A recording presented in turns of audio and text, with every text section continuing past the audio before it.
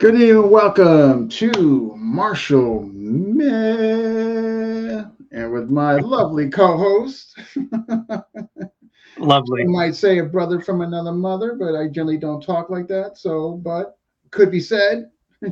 Renee Awesome. Growling Kokolo. So Renee, how your life today? It's always an adventure, huh? Yeah, yeah. It's snowing a little bit here, so I had to literally frantically pick up my kids, go to piano lessons, and then buy groceries, dig myself. Oh yeah, it's like it was awesome. Hey, great feedback I got from on the test run. Hopefully he'll be back soon. He disappeared, but this happened before and he's come right back in. So let's assume that's what's going to happen. But at any rate, what I was saying was great feedback on the test run with Adam. Some real folks really enjoyed it, the content, and I'm expecting no less from this episode. I really enjoyed what he had to speak on stress inoculation, as far as training and teaching, combat classes, and all that. Who should be doing it, and as far as some folks out there, perhaps maybe their intentions are good, but maybe they shouldn't be teaching and all that. And when it comes to the gun community, I that's why I don't go into it. I have no experience, so I leave that to the experts. So I'm just waiting for these folks to get back in. I'm not sure what's going on, but in the meantime, uh, I will. There. So they're both back. So again, let me just get here. And so yeah, I was just mentioning how there was positive feedback on the test run. How I really enjoy some of the subject matter, stress inoculation, the whole counterterrorism, less is more. I love that, and qualifications of who should be teaching and not teaching. That's basically where I left off. So what do you got to say before we bring them on? I'm just really looking forward to this. I think this should be an eye opener for a lot of people when it comes to reality versus fantasy and cosplay, and really making sure that the people that you seek out to train with like know what the hell they're actually talking about. Because especially what Adam has been in literally like life and death situations, right? And so that's the kind of knowledge that you want. You don't want to have somebody who just read about it or thinks it's going to be a certain way. Mm. So I'm really looking forward to picking his brain on a few things. Yeah, I do. I really enjoyed his content, and he's somebody like God. If I lived closer to him, I would actually. Seems really enjoyable, down to earth guy, and I'm looking forward to it. So without further ado, we're gonna be bringing them up. If you're watching, tell us where you're watching from. Smash that like button. If you have questions, put them on the right hand side. I will get to them. But if they're not within the flow of the conversation, I might get to them later. It is not to interrupt the flow, is all.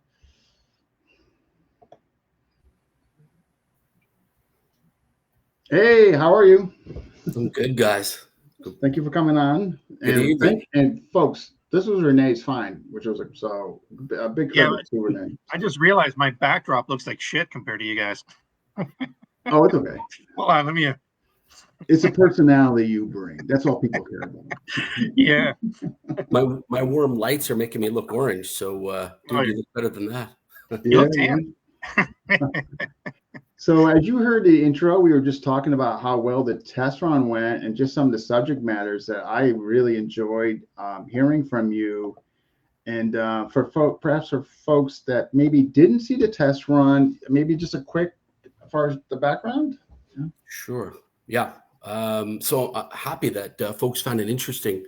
Um, like you guys are talking about, I don't think there's enough discussion about the reality of some of the things that are being taught out there. And so I'm happy to jump on and give my insight for what it's worth. So I retired from the Canadian Forces after 24 years.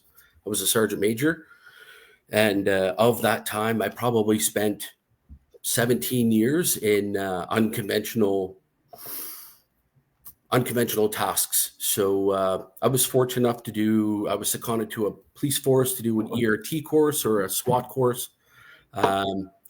Done high level close protection. I did was in the special operations community for 7 years, 8 years. And then during all of that, I deployed for about 5 years, and most of it to kinetic operations overseas.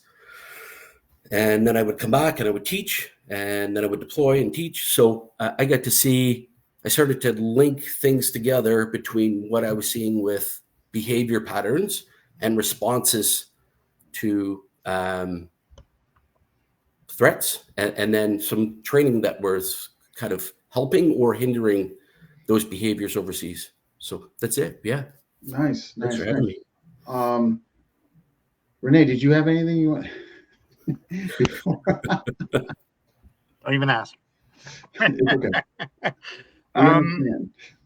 No, I just definitely like, when I first met you, I thought your background, besides you being a very nice person, it was very impressive, and just a wealth of knowledge that I really like to kind of exploit and really let people know the truth, right? Like if there's something in my training that I look for many years, is get away from the people that regurgitate information and get people who are actually there, have been there, and can tell you how a situation works, right? Like, I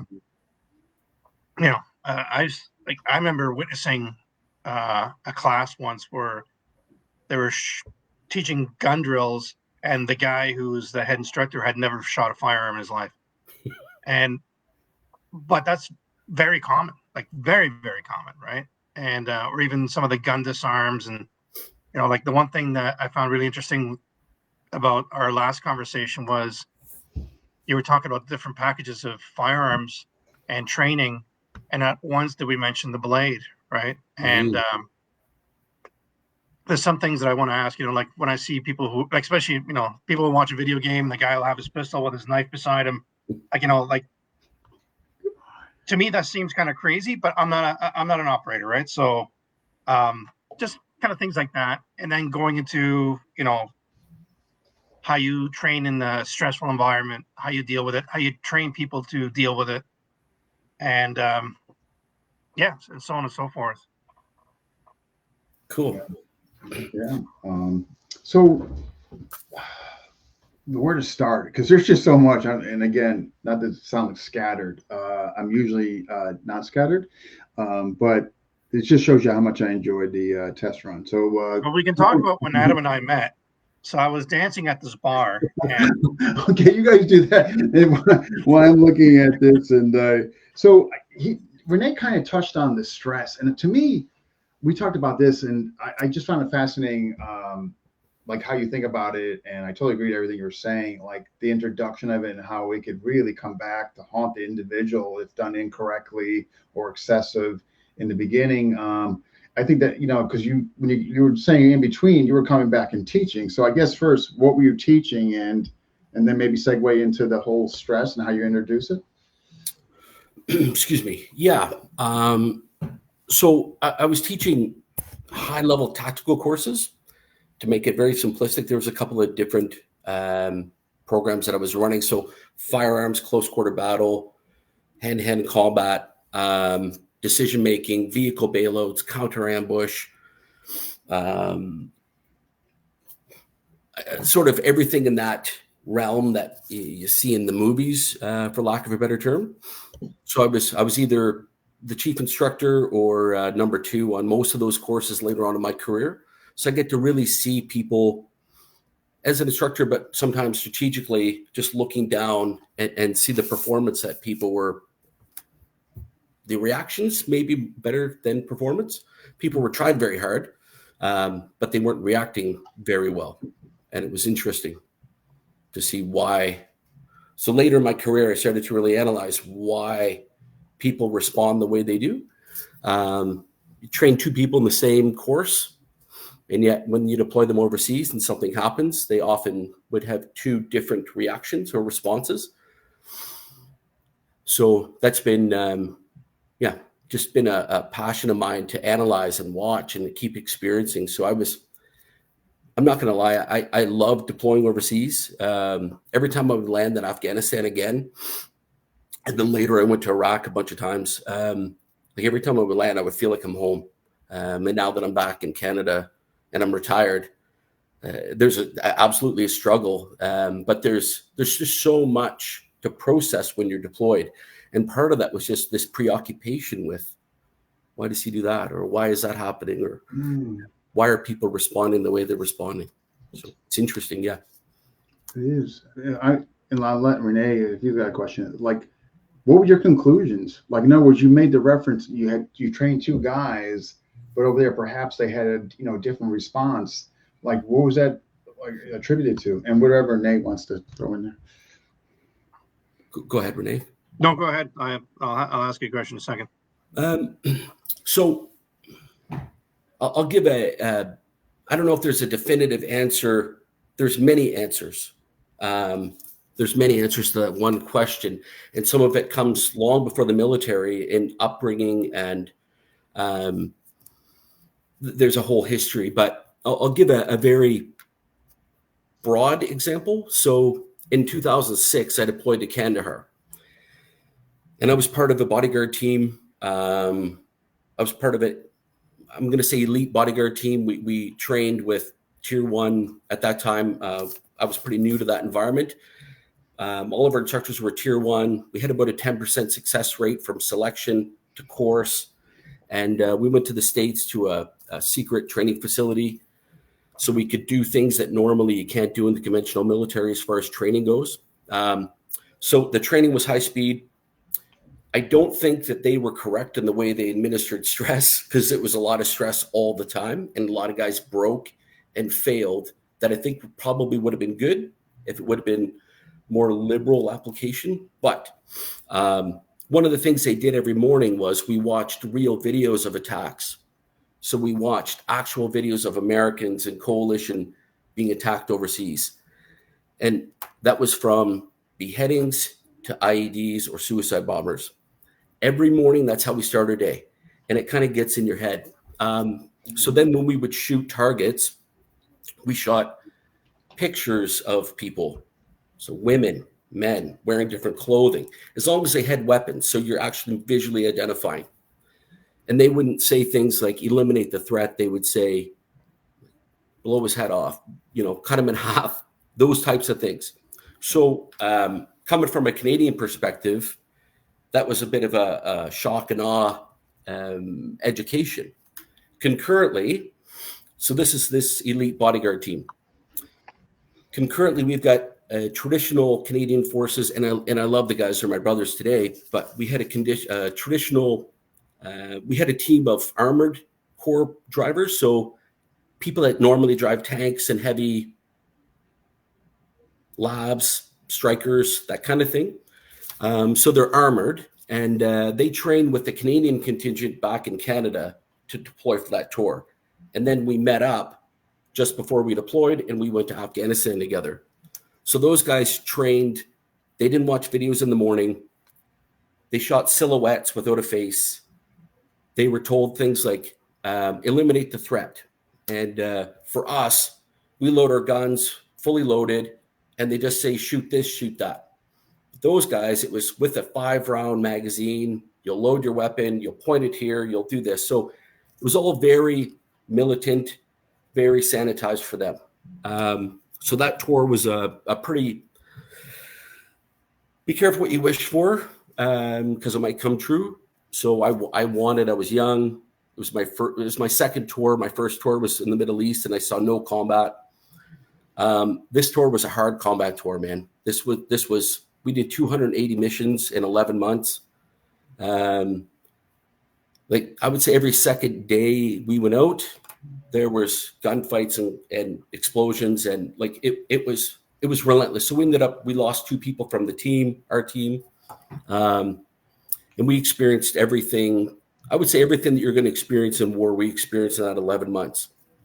We came back to Canada, and within 2 years, all of the conventional Army guys that were attached to us, I think there was 10, all except for one had released medically because of post-traumatic stress and mental health. And all of the close protection bodyguard guys that did all this high-level training that was very aggressive were still in. I'm not going to say nobody has issues today, but it took much longer for those effects to take place. And I think the reality of the training that we took part in was a major influencer as to why we survived as well as we did. So Interesting. Wow. And that from there, you kind of taking this data in, if you will, or observations, which kind of made you, as far as when you came back for your training stuff, for as far as other folks go. Was that the plan right away when you got back, or did you have to have obviously you need some decompression time, right? And is that when you kind of started thinking, I gotta come up with a different way of doing this? I was still pretty young, lower in rank, so I didn't have a big influence when I came back. It wasn't until later on when I started to see the guys falling apart, and then I started to get sergeant level and then a warrant officer level that I was influencing courses. So I would have a conversation with guys. They would do, say, a day in CQB, shooting targets, room clearing. And at the end of it, I said, what are we training to do here, fellas? And they would say, we're training to learn how to do room clearing faster. And I was like, but what are we training to do? And they would come up with it. And I was like, we're training to kill people.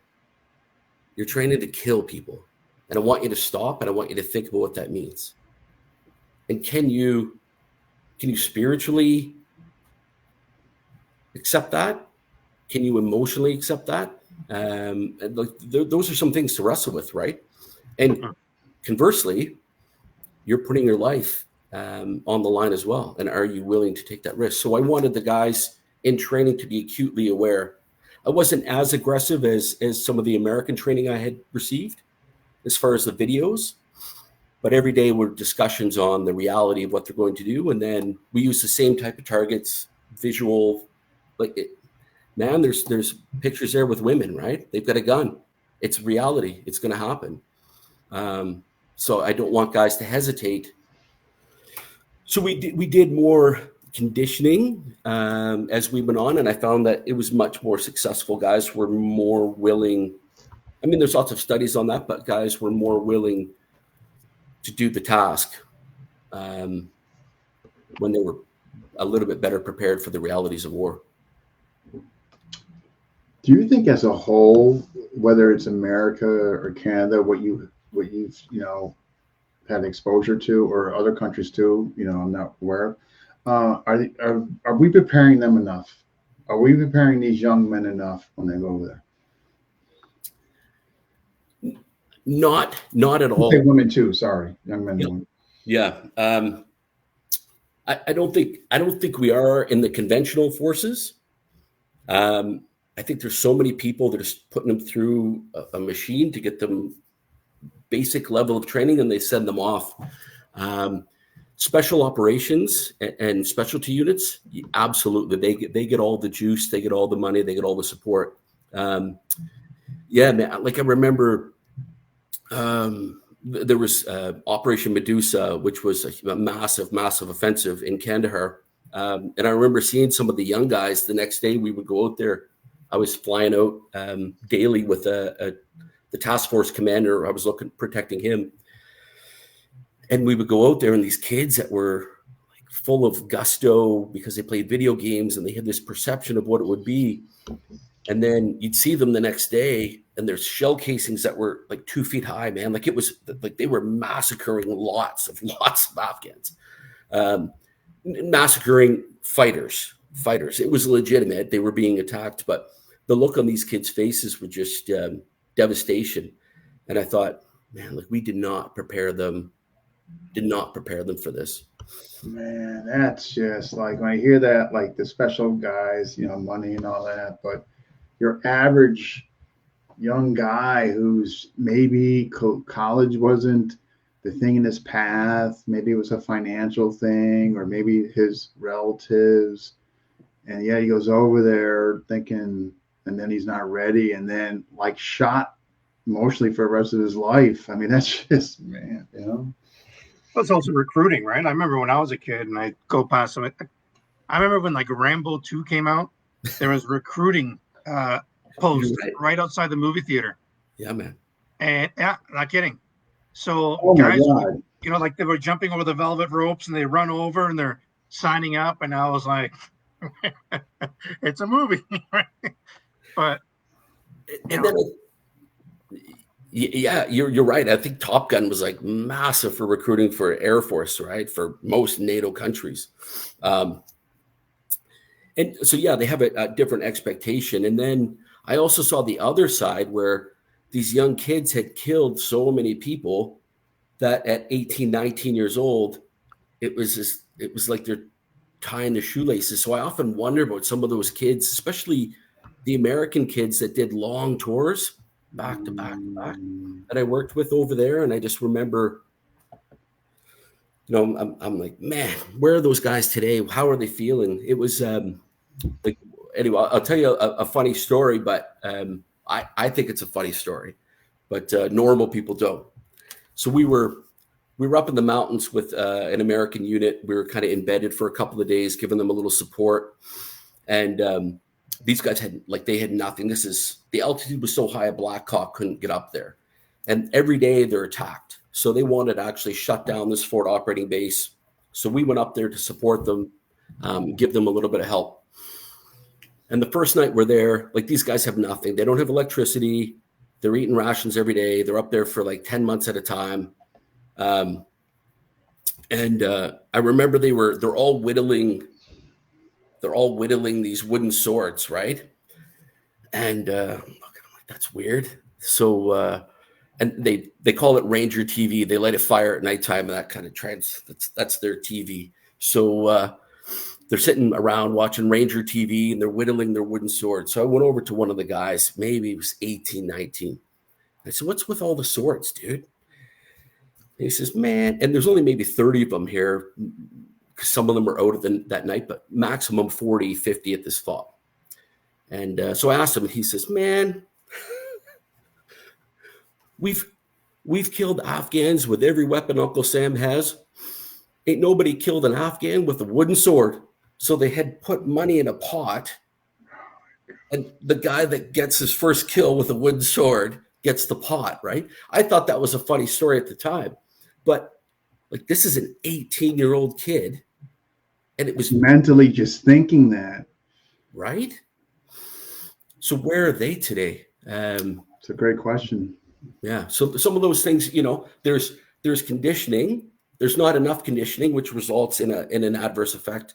And then there becomes this desensitization that I think also equally problematic. So it's interesting, man. That's a great point you just made about, I don't think people think about that. Like, I think people think like, oh yeah, man, they're, stress and they're coming back and therapy, their lives trying to get reintegrated. But the whole thing of being, desensitized to like life, you know what I mean? Like, that's something there, to be honest. Like, I didn't give much thought to, that's, man. For me, some of these kids that actually think it's going to be like, some video game or something, right? Like, I had a kid that worked with me, and he was like, "Oh, Renee, a lot of people in the military and stuff. Do you think you can talk to somebody about how I can get in?"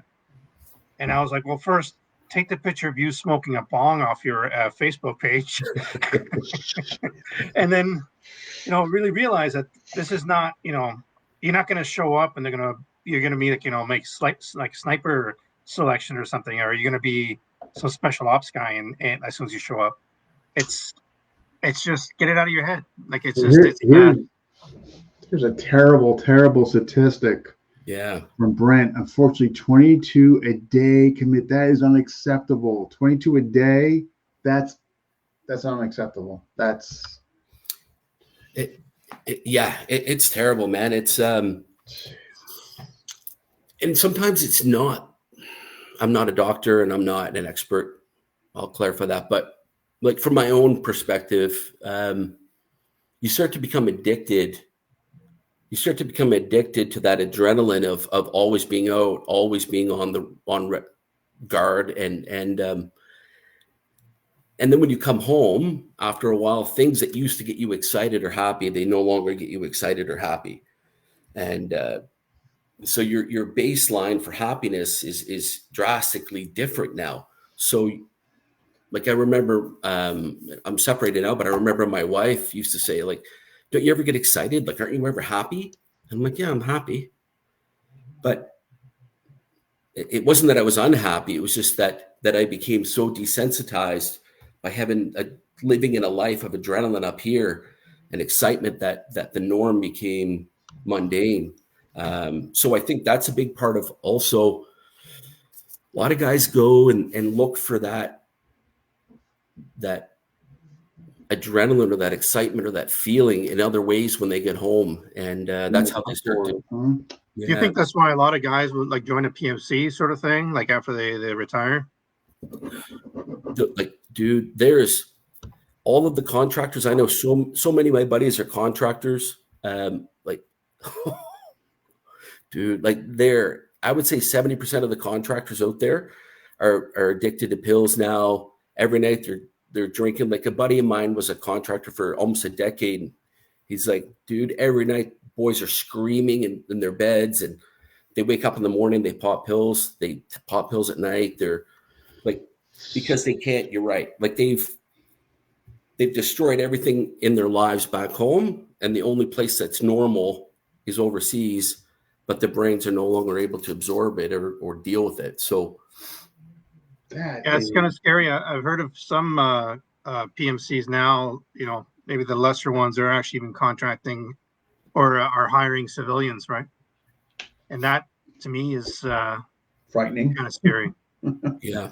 Because it's definitely don't have the same discipline or thought process that it would for someone who's been in, protecting their country. And just here's a question. Mm-hmm.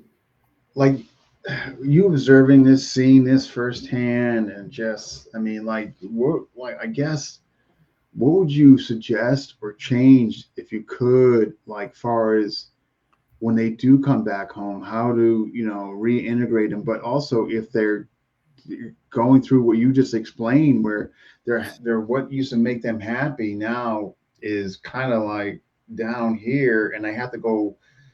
They're thirsting for that adrenaline rush that they're not getting here. Like, what would you suggest for the government to help these young people? Dean, I don't know, man. I think I'm probably still wrestling with that myself. And I've had counseling and I've spent lots of years. I mean, when I came home from my 06 tour in Kandahar, I had a CBR racing bike. I would say every 2 weeks, admittedly, every 2 weeks, I would have that redlined 286 kilometers an hour, 290 kilometers an hour. And then it just like, that was the only time that I would feel like I was alive again. And, but I started to have those realizations that I'm doing things that aren't healthy and aren't safe. Even now, I recently was just offered a job to go overseas as a contractor. And there's a big part of me that wants to go, man, like a big part of me that wants to go back to feel like I'm home again. But I know I can't. I'm just starting to get a grip at 46 years old, having been out for a few years now. And I'm just starting to get a grip on normalcy or just. Yeah, exactly. Yeah. It kind of, it kind of reminds me with, like Adam and I have a mutual friend who owned a firearms company or still does. And I remember one time I was at the warehouse and they had some people who were working overseas, and I called them the non-blinkers because they would just stare at me and like not blink at all. And I was like, hey, so, what you guys do on the weekends? Like, well, we practice dry firing drills and loading and reloading. It's like, oh, I went to go see a movie with my wife. But they would just stare at me, and it's like, oh, you're funny. But it was just ultra focused. I'm just here for a little bit before I take off again. And I don't want your bullshit. I just want to focus on what I got to do and then get the fuck out of here again. And it was really intense. Like I had a few friends that when they came back, I guess they weren't fully, decompressed. And in Norway, I'm never nervous around my friends. And there's a couple times where I was talking to them where I was actually like, this feels very uncomfortable to me right now. It just, the switch was on, right? You could tell that that something could happen. So I kept my my bullshit to a minimum. Which is hard for you to do. Very hard. Brent, I just want to touch on Brent Pierce here, man. Yeah, I know. I saw his comment. I hear you, and I appreciate your comments, man. I feel for you. You're exactly right. Funny, not funny, right? Dude, it's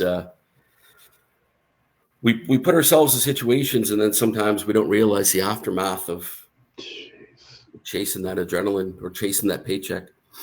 But here, I think it's like anything you do, you know, like, and again, I'm not going to say that anything I've ever done is anywhere close to what you did, but like after a decade of doing different types of security, I don't go to crowded places anymore.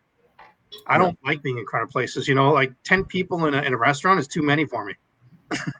It just, it gets you all freaked out, right? You're just like, I don't like being here. So I can't imagine, again, I'm not trying to compare what I did to what you did, but man, it's just, yeah, I don't like it.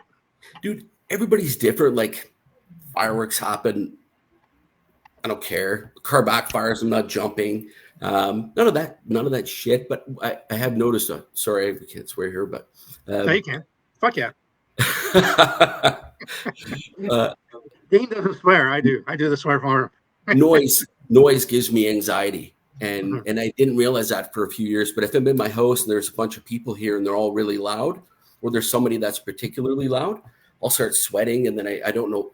For years I didn't realize why I would get so much anxiety, and now I know. So now when I'm around people or one person that's really loud, I can't help it. I start to get anxiety, and then I'll just move away from them. So I hear you, Renee. It's different. So that's why you don't call me anymore. That's fine.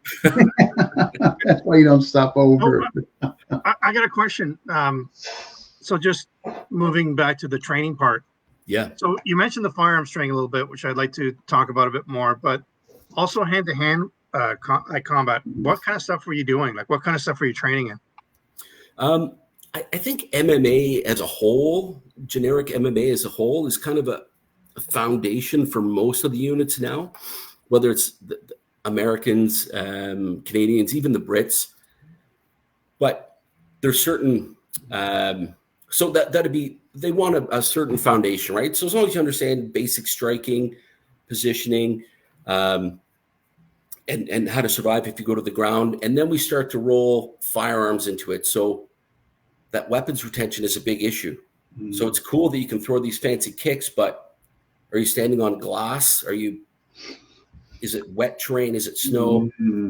So the considerations start to change so we learn the package clean, then we add firearms, and then we actually go into CQB. So sometimes if we're shooting sim, which is paint bullets, we'll be in the CQB, and I won't know what's set up as far as bad guys in rooms. Sometimes it's targets, sometimes it's a dude in a red suit, and we'll breach the door, come in, and there's a dude with no gun, so I can't shoot him, and he puts his hands up in a red man suit, and then it's a full fight. But I'm fighting with carbine, flashbangs, mags, pistol. So you have to learn to make some modifications to that. And then, we get into some other stuff with some specialty. I mean, we did the Tony Blauer spear, some stuff. There's some stuff there. We did a big package on ocular, so eyeballs. Really, really dig that. And there's a lot of Hollywood. Have you think other things, but it was a good program. So I think that guy is now with SBS or SAS in the UK, teaching full time. And then we did so we had special operations. We brought in a guy from the Philippines, and he taught edge weapons for 6 weeks. So we did do edge weapons, but I found his understanding of the pairing between firearms and edge weapons and hand-to-hand was different, right? So was it disconnected, or disconnected. So kind of like hand on the pistol with a knife in your hand sort of thing, or just didn't fully understand what to do with all the other tools when that tool is being utilized. And then it was 6 weeks of training, but it wasn't. It was like we did 2 hours, 3 nights a week for 6 weeks, something like that. It wasn't a lot. And at the end, it was kind of, there's enough to understand how to hurt someone, but nobody had any level of competency like we did with firearms. I think, to be honest, most of the soft community has an over-reliance on firearms, and they undertrain, maybe not as much anymore, but definitely historically undertrained edge weapons and empty hand techniques. Absolutely. It was all firearms. I'm not surprised about the disconnect that you mentioned. Yeah, I mean, Renee can tell you how my feelings on this, and just that we see it in the FMA community. So just because you get an FMA guy doesn't mean, oh my God, all the dots are connected. This, you know what I mean? No, you know what I mean? It's Renee can go on further. So yeah, just because I'm in the mood to piss a bunch of people off. You know, a trainer 20 years ago is nothing compared to what I think a trainer is now. Yeah. I think like everybody and their uncle now is an instructor. Like back then, like, you know, I traveled the world to train and meet people and everything else. And there were very few people that you had to seek out. Now it's just like you can throw a rock and hit an FMA instructor. Somebody's ready to be right there. Yeah, man. And it's like, oh, I do that. Yeah, I know knife and gun, or I know I know slingshot. It's like everybody is just doing a bunch of regurgitated bullshit that they think is going to work, but it will not work against someone who has been there, you know. And that's the thing that really pisses me off nowadays. And that's why I have like, you know, this jaded martial arts kind of vibe, because I'm sick of it. And I think that's why it's important to have people like you on the show just to say, no, this doesn't work, or be careful who you train with, because if your life's at stake, who do you want to train with? You know, Master Bob, who is a rent-a-cop, you know, and has 15 students, and, you know, they have to call him master, or like, fuck off. Like, it's just like, really, enough's enough, right? Anyways, Dean told me I should just. Yes. Before we went live on a phone call, I said, Renee, this is where I want you to really dig. Here's a question from, this is Seth Raymond, actually, a great young man, but he would like to know, his question here is, if was the anatomy involved in the edge weapons training you had? Basic, Mike. Basic, man. And I don't think that was the instructor's fault. I think, dude, as soon as he started to talk about it, a lot of the guys they've got body armor, they got plates. That doesn't work. It's not gonna apply. So that was the disconnect as well, right? Like, you're probably not going to throw it through a hard weight. But there are lots. As I look back on my career, I deployed probably 20% of the time to locations that I couldn't carry a firearm, or I had my firearm in my backpack and I'm wearing normal clothing. So the only weapon I had was an edge weapon that I carried kind of appendix in my pants, because sometimes I'm going through metal detectors and I would hope that they would think it was a belt buckle, right? So I think that we should have had a lot more. We should have had a lot more anatomy and understanding that there's going to be applications where we're not wearing body armor. The enemy is certainly not wearing body armor. What's the quickest way? Because we do it in firearms. So higher level firearms, we talk about immediate incapacitation and stopping that person. When you're talking edge weapons, are we talking like you would carry a folder, or would it be like both? Yeah. I have a real dislike for folders. That's why I'm asking. So do I, man. So some of the places we went to would be no weapons at all.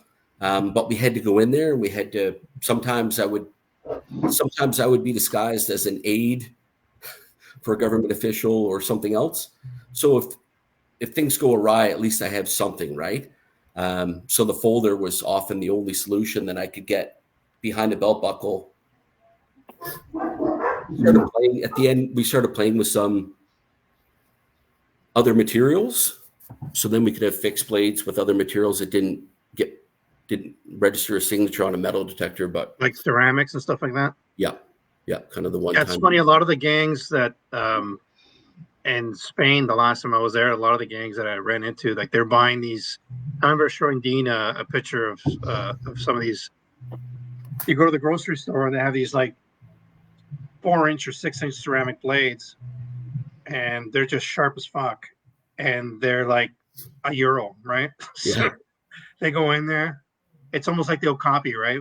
In South Africa, they'll break. It doesn't matter. They don't want something as serial numbers that looks fancy. And I'm telling you, these things cut through anything. It's crazy, brittle as fuck. But they don't really care about that. Exactly. You get for song and throwaways, right? Yeah. Yeah. Wow. So interesting. So if you had control, whether it be decision making, funds, or both, like what would you give these young folks where they would get like more empty hand and knife? Like, like would you do that, or would you be more selective and like, well, hey, we have to go to the Philippines because that's where you go for knife. Spinning kicks, we gotta go Korea. You know what I mean? Or would you probably just get people that just known in community of like what you do and etc. So it's interesting. I'm working on I was telling Renee that I'm filming a kind of a self-defense program now that we're going to launch shortly. And I brought in a buddy of mine who's a world champion Brazilian Jiu-Jitsu fighter.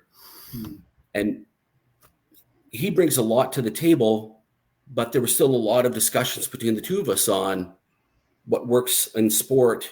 So we had to, before we filmed, we spent months, probably not every day, but periodically training together, brainstorming. Is this going to work on the street? And I think, so if I had all the time in the world and all the money in the world, I'd probably bring in experts, absolutely. But then it would be incumbent on me to give them some training as to what we do so they understand the application, and then we can marry it. The Marine Corps have a pretty good program. The U.S. Marine Corps have a pretty good program that it's very simplistic.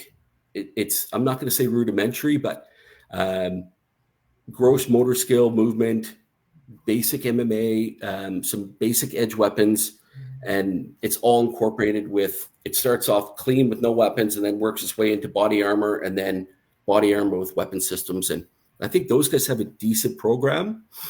The Russians, they have, the Sambo, Spetsnaz, modified, whatever that is in real life. I don't know. Every Sambo guy I've trained with comes with some weird story. You never really know if it's fully, it's like Krav Maga. Like, I'm not a real Krav Maga guy yet. Probably that hasn't embellished. No. I think there's where lies this thing I was talking about. It's like maybe 20 years ago it would have been really easy to find a real Krav Maga guy, but now, yeah. Sorry, Dean, your camera looks all messed up. It looks like I've had about 4 beers, and I'm telling you, I might have to go out and come back. But hey, at least it's not going off. I think I solved that problem. But like now, like you can take a weekend course and be certified in Krav Maga. You know what I mean, or any martial art for that matter. I remember, like, this is going back from the 80s and 90s, where people go to California and train with a specific person, and they're automatically their JKD instructor. Like, case in point, I had a friend of mine who went down to California with 4 of his students, and before the course even started, the guy was like, "Okay, what's your name?" Okay, and he's filling out certificates, and he's handing them out to people. It's like, "You are now level 4 and whatever, and I'm authorizing you to train the police and law enforcement," literally.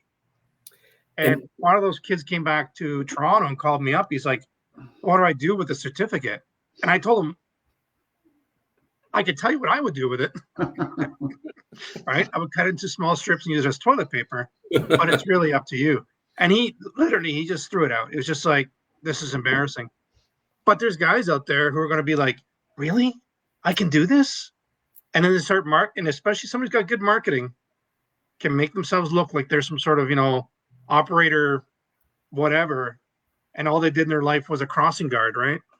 Well, Krav Maga, where they, that's how they got success. Their marketing was incredible. I mean, and a little borrowing from other systems. I'll just leave it at that. You know what I mean? And voila.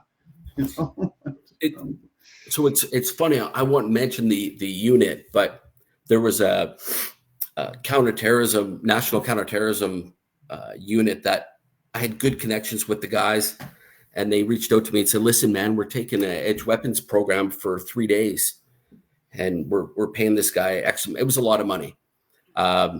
If you want to jump on, bro, you can jump on with us, and we'll just sign off and pay for your spot on the course." So I was pretty excited, and I had not heard of this guy, so I did a little research, and I was like, "Oh man, he didn't proclaim to be an operator, but proclaimed to be the second coming when it comes to edge weapons." So I was pretty excited, and it's maybe 10 o'clock in the morning on day one of this 3-day program. I was like, what's happening here? And yeah, by day 2, everybody figured out that like everything, he just learned things from YouTube, made up this fictitious heritage that had no reality. And he did a really good job with his marketing and with his website, and he had people that followed him religiously, so they believed his stuff. But I think it was day 3 or at the end of day 2, most guys didn't show up for the last day. They were just like, "Yeah, this is." Was this fairly recent? A couple of years ago, 4 or 5 years ago, yeah. And the organization itself, I mean, it was pretty embarrassing to that organization that they paid X thousands of dollars thinking this guy was something that he wasn't. So yeah, man, there's fake. It's funny because you and I have had this conversation before, and I'm by no means the picture of health. But when you're training some of these groups, like you got to be in some sort of shape, right? Like I've seen people get hired that the only thing they're fighting is diabetes, and like they show up, and you can see it in the guys' faces where they're like, well, "You're teaching me what?" Right? It's like you tied your shoes and you fell asleep. Like, and this is what kills me is that the responsibility, like it's like to everybody, whether it's the kid down the street or whether it's a police officer or military or anybody who's like, "Man, I'm moving to some shit part of town. I need some training." And you're teaching them, the secret Tai Chi move, the clouds move. And they think that this is going to work. And that's how they wake up on the ground with their wallet gone, right? Yeah, there's a couple of really brilliant pieces there that you're talking about. I mean, if we go back to the training discussion, we talked about it earlier on Monday. So I was fortunate to be involved in this program and be certified by the University of Toronto, where they did a multi-year study on human performance and human behavior under stress. So they attached heart rate monitors, they measured cortisol levels in the saliva, and they went all over the globe mostly it was military and law enforcement, but tactical teams, special operations teams, and they watched them in high stress training. And what they discovered, I mean, we talked about it on Monday, but it comes back to what you're talking about. What they discovered was there's a direct correlation, an absolute unequivocal correlation between your ability to make sound decisions under stress and your heart rate. So as your heart rate progresses upwards, your ability to make decisions decreases, and to a point where your forebrain is just reptilian shot. This is it. Your gross motor skills, you're operating under emotion, not reason, and even the ability to articulate becomes diluted or decreased. So what's interesting is, so if we know that heart rate, and there's lots of other studies since then that have proven the same thing, and certainly my experiences in combat unequivocally have shown me the same. So how do we mitigate that? How do we make better decisions under stress so that we see that other threat, or we see the exit, or we think our way through that problem? We keep our heart rate down. So how do we do that? Well, there's a genetic component, certainly. Fitness is a massive component. And then there's a certain way of breathing that they taught on the course that helps control and lower your heart rate and oxygenate your brain. And it was actually really powerful. Everybody kind of called BS on it. Everybody was a tactical guy on the course. And at the end of the 4-day program, everybody was an absolute believer in breathing, but also the importance of that cardiovascular and fitness. You don't have to be an Olympic athlete, but if you're walking up the stairs and your heart rate's 120 beats a minute, it's not going to take a lot of effort to push you over that level, right? You're still chewing on a donut. Like, what's going on in there, guys? But, it's like, I think the ability to have some forward thinking as well, right? When you get into these things is very important. I think, and again, I am by no means saying that what I did was anything close to what you did. But, whenever I was working at a new place, I always scoped it out first. Yeah. Where's the exit? Who am I working for? Like all this stuff. So if something does go sideways, at least it's in there somewhere. It may not be able to access it, but it's in there. And yeah, it's, I'll leave it at that. There was a quote, and I'm not going to quote it exactly. I'll screw it up. But Marcus Aurelius, the godfather of Stoicism, he said something to the effect of, if a man asks another man what he's thinking and that man has no answer, that's a man destined for failure. And I used to use that a lot when I was training guys. So if you find yourself standing in an area, whether it's in a room, in an event, or in an open area, if you're standing there and you're not thinking about what if, and when that what if happens, what will I do? If you're not thinking about those things, you're going to fail in combat. And that's super important. So what you're talking about, Renee, where you're going in and you're looking around, like that's the beginning of that awakening. Like my ex-wife used to make fun of me all the time. I was super insulted. She'd call me Steven Seagal, but everywhere we went, because that's all she could relate it to, right? She had no experience. But everywhere we went, like I want my back to the wall and I want to see. It's not because I'm planning on some invasion USA, but because I deployed so often, I didn't want to come home and just relax my brain. So I'm still the same. Like when I'm in traffic, I'm looking around in traffic. I'm not paranoid. I'm not expecting to be attacked, but it takes a lot of work to get your brain thinking constantly about what will I do if something happens and who's around me and how will they affect that plan. I think it's also, though, where you're touching upon, even for the average civilian layman, creating good habits. Absolutely. You know what I mean? Like, are you going to a parking garage with your family and just, not even paying attention? I just think it's that what I try to instill in my students, like creating good habits. Not only when people get too close, you don't know. Just good habits. You know what I mean? Good habits, safe habits, exactly. And your kids see it, they learn it, and then they start to emulate it. Yeah, man. It's Kim's game. Exactly, Mike. That stuff's important, right? You start to assess. That's the building blocks of situational awareness. Being able to see what's around you, what's not normal. So yeah, those are critical pieces. And I've done so many selections for so many different, whether it's ERT protection or special operations, and all of them kind of certainly have similarities. And special forces was way worse. But part of the selection would be like I remember this one situation where they're beasting us. We had to climb a ladder and we're going into roofs and this is on selection. So we're going through doorways and it's simulation, we're shooting. And man, like we went through a river beforehand. It was November, October in Canada, so you're almost hypothermic, and then you're immediately thrust into this sort of physicality where you're climbing and you're dragging heavy stuff and you're shooting. And it was just so I thought the task was just accomplishing this 20-minute, really intense, miserable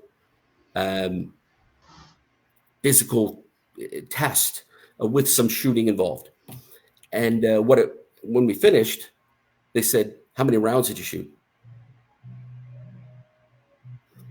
The test was, are you aware, even though you're suffering miserably and you're almost hypothermic, are you aware of how many rounds you're shooting? Who the people were that you shot at or shot, and who shot at you? What did they look like? And what I found out later was that was actually the test. They didn't care how fast, and they tell you at the time, you're timed on this event. They didn't care about the time. They didn't care how fast I went or how cold I was. They just wanted to see that I had so yeah, man, those are all critical pieces, right? In developing that situational awareness that for life is important. Yeah, and that's a whole thing, like these overword, combatives, tactical, situational awareness is like the latest one. You see these themes, these cliches, but it just goes so deeper, as you're incredibly well aware of, of just in other words, like beyond just peripheral or just, walk in somewhere. I mean, just the whole thing of like picking up on cues and behavior and just trying to see on things unfold and et cetera. But I think it's like you were mentioning, just not being paranoid, but at the same time, just aware. Absolutely. It's funny because there was a while there where things got really tactical, and people were more into the gear than the mentality, right? And it's like, man, look at this, the combat tomahawk and the look, I'm carrying an Applegate. It's like all this really cool gear, but you have no fucking clue how to use it. Or somebody at seminars dressed up into teams and stuff. And like I've said this to Adam as well. Like when I go to the range and the guys are decked out with all the IPSC, $7,000 gun and the new Smith glasses and the double headphones that you can open a beer bottle on, and it makes me absolutely insane. Like I respect more guys that show up at the gym with like duct tape on their boxing gloves with like bullshit gear than the guys that come in with, look what I just bought, Dude, the brilliance in simplicity is really what has been hammered home through all my experiences. Like the most simplistic way to deal with that problem is usually the most brilliant way to deal with that problem. And that's what you're talking about, right? Like the old school guy who's got tape on his gloves, like he's in there to train. Yeah. It's nothing funny. And the other guys are distracted by trying to get the fancy kit and the maybe cheating. They don't have to work as hard if they've got a couple of gimmicks. Dude, that doesn't pan when things go sideways in combat and bullets start flying. It doesn't play out. Yeah, I've seen some people, even as something ridiculous as paintball. I remember this one guy played on an international team, and I didn't know that these guys were playing, like these guys are making $100,000 a year playing paintball sort of thing. And I met this guy, and there's a bunch of guys there with like all this really crazy gear, and they're making fun of this, like the range gun, which is like a Tipman or a Piranha or what the fuck it was called. He goes, I'll take you guys on with it. And he smoked everybody, right? And these guys had like gear that should be, like far out shooting him. And like when he'd shoot, like you'd see stuff going all over the place. But it was just the way he learned how to play, and he was just cool about it, right? And I think that's what's missing today is that I think you and I spoke about this once before, where there's like people who are looking for that crucible in their life, that they want to be the operator, the cool guy, and they want to have all the cool gear but not do the work. And so they're looking for that recognition of like, I could have been a special forces guy, but I just loved heroin too much, you know? It's And that's the thing that makes me crazy. It's just like, I see these guys, I get sent videos about stuff all the time. They ask me for my opinion. I say, I don't know. I'm not that guy. I like to shoot. I'm not a gun guy. You know, I'm not that guy. It's like, what do you think of this drill? I'm like, I don't know what it's supposed to be. Like, in what context is this? I see a guy in a treadmill shooting targets. What am I supposed to think about that? So, anyways, tirade number 2 over. Dude, like the fact that you're aware enough to realize there's a lot that you don't know, it says a lot about you as a person. And that's where people are failing today. They're either BSing or they're trying to fill in pieces that they truly don't understand. And that comes back to our Monday discussion a little. So I took all of these SWAT course, passive firearms, elite bodyguard, passive firearms, regular military pass. And then I did a bunch of shooting instructor courses in the US and Canada, pass all that. And I was like, I think I understand weapons. And it wasn't until I went to special operations that I started to understand. And the first thing they taught us was something that no one else had taught. Ballistics. What do the rounds in your weapon do, and why do they do it? And there was whole lessons on that, right? I was like, man, I never understood. Like I'm going to talk about it because it's one of my pet peeves. But so when a bullet leaves the barrel of a weapon, whether it be a pistol or a carbine, it actually rises. It's designed to do that. And it rises to combat the gravity that pushes on it. So with a pistol, it's a lot less of a rise than a carbine, depending on how you zero your carbine. But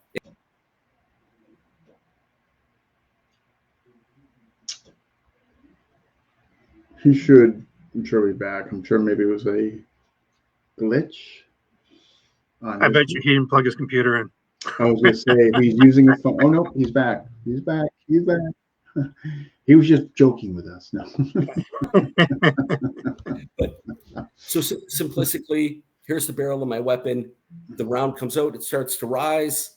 The rise is built into the weapon so that the gravity, when gravity hits the bullet, the rise interacts with the gravity, and you have a longer trajectory. So then there's a thing called hold over, hold under to compensate for that. That's another story. But so if we know now from ballistics that the bullet rises when I'm pushing forward, when you turn that gun sideways, the bullet still comes out this way. Do you know what I mean? It still comes out this way because that's the way the barrel is angled, slightly.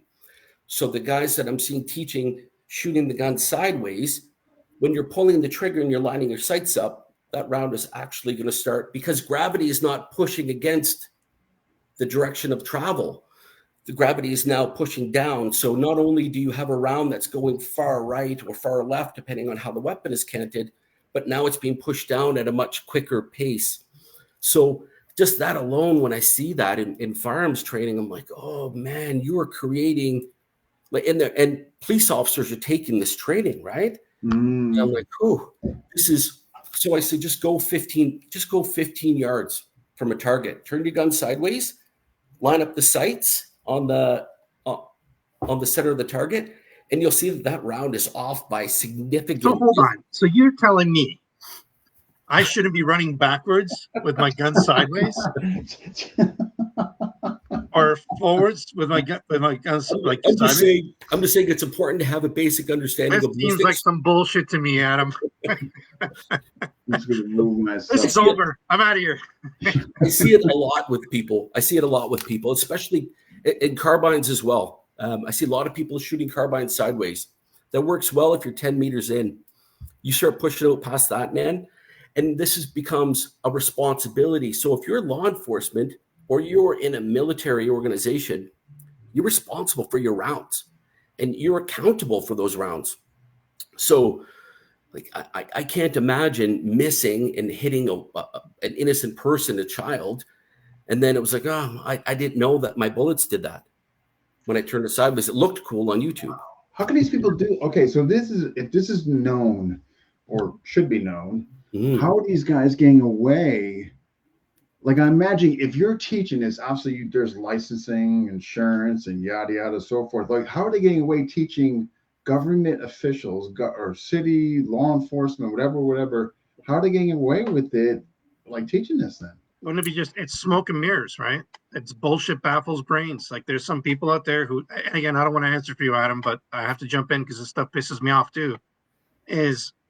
I remember, a well-known Thai boxing instructor who was teaching, high-level military guys in Canada, and I was like, what the hell is this all about? Like, it just, again, as a civilian, I was like, this doesn't make any sense to me. Like, I think when you have a good media, you have a good reputation, or you have a friend that's in there, it might be easy to get in. So I don't know. I might be wrong, but Adam, you tell me.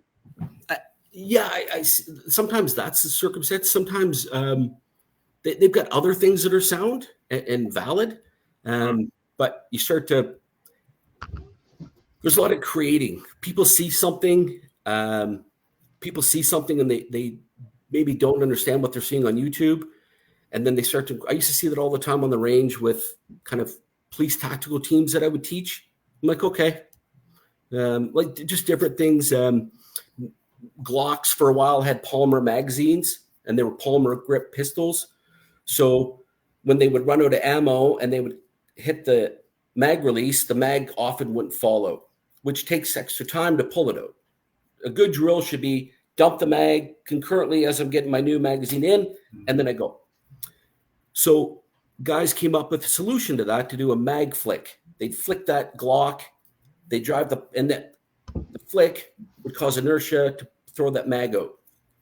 So that's why that drill was created, because of a Palmer magazine that didn't fall out of the pistol quickly. But guys saw that, and then they started doing it with lots of weapon systems. And I remember I was going through the CQB with a federal agency, and we were running drills, and the guy was beside me, and he ran out, and he had a SIG with metal mag, and he did the mag flick, and he hit me right in the side of the face, right? And we're shooting, and I was like, dude, stop using YouTube as your advanced training. So, yeah, he's taking a drill for something else and applying it because it looked cool or it looked sexy, right? Because on a gun range, when you're static and nobody's moving and you're not close together, you can flick those magazines so the cows come home and everybody looks and goes, oh, look at that guy. He's throwing the mag far. Yeah. I saw that. Somebody. I wasn't there when that happened, but a friend of mine was telling me he was at a South Narc seminar. They were doing live fire, and they had a firing line. And I don't know what happened, but the guy dropped his mag just after he loaded it, when he pointed, and he walked in front of the firing line to grab his mag, and South Narc grabbed him by the back of the shirt and pulled him back. And that motherfucker is teaching people how to shoot right now. And that's insane, right? Here's a question for you. Yep. Did you ever encounter TFT or scars, Seth? What's TFT? I don't even know TFT. Sorry.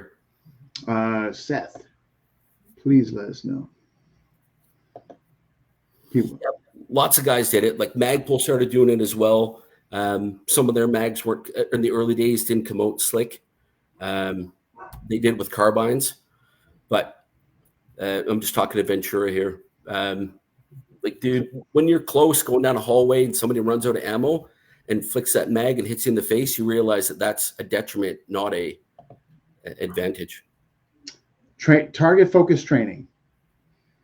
TFT. That's what he meant. Elaborate a little bit on target focus training. Sorry. And then he's saying Tim Larkin. So yeah. No, if it's a specific brand, I don't know. I'm sorry. Okay, let's see. He should come back with something far as cool. Elaborating on. Okay.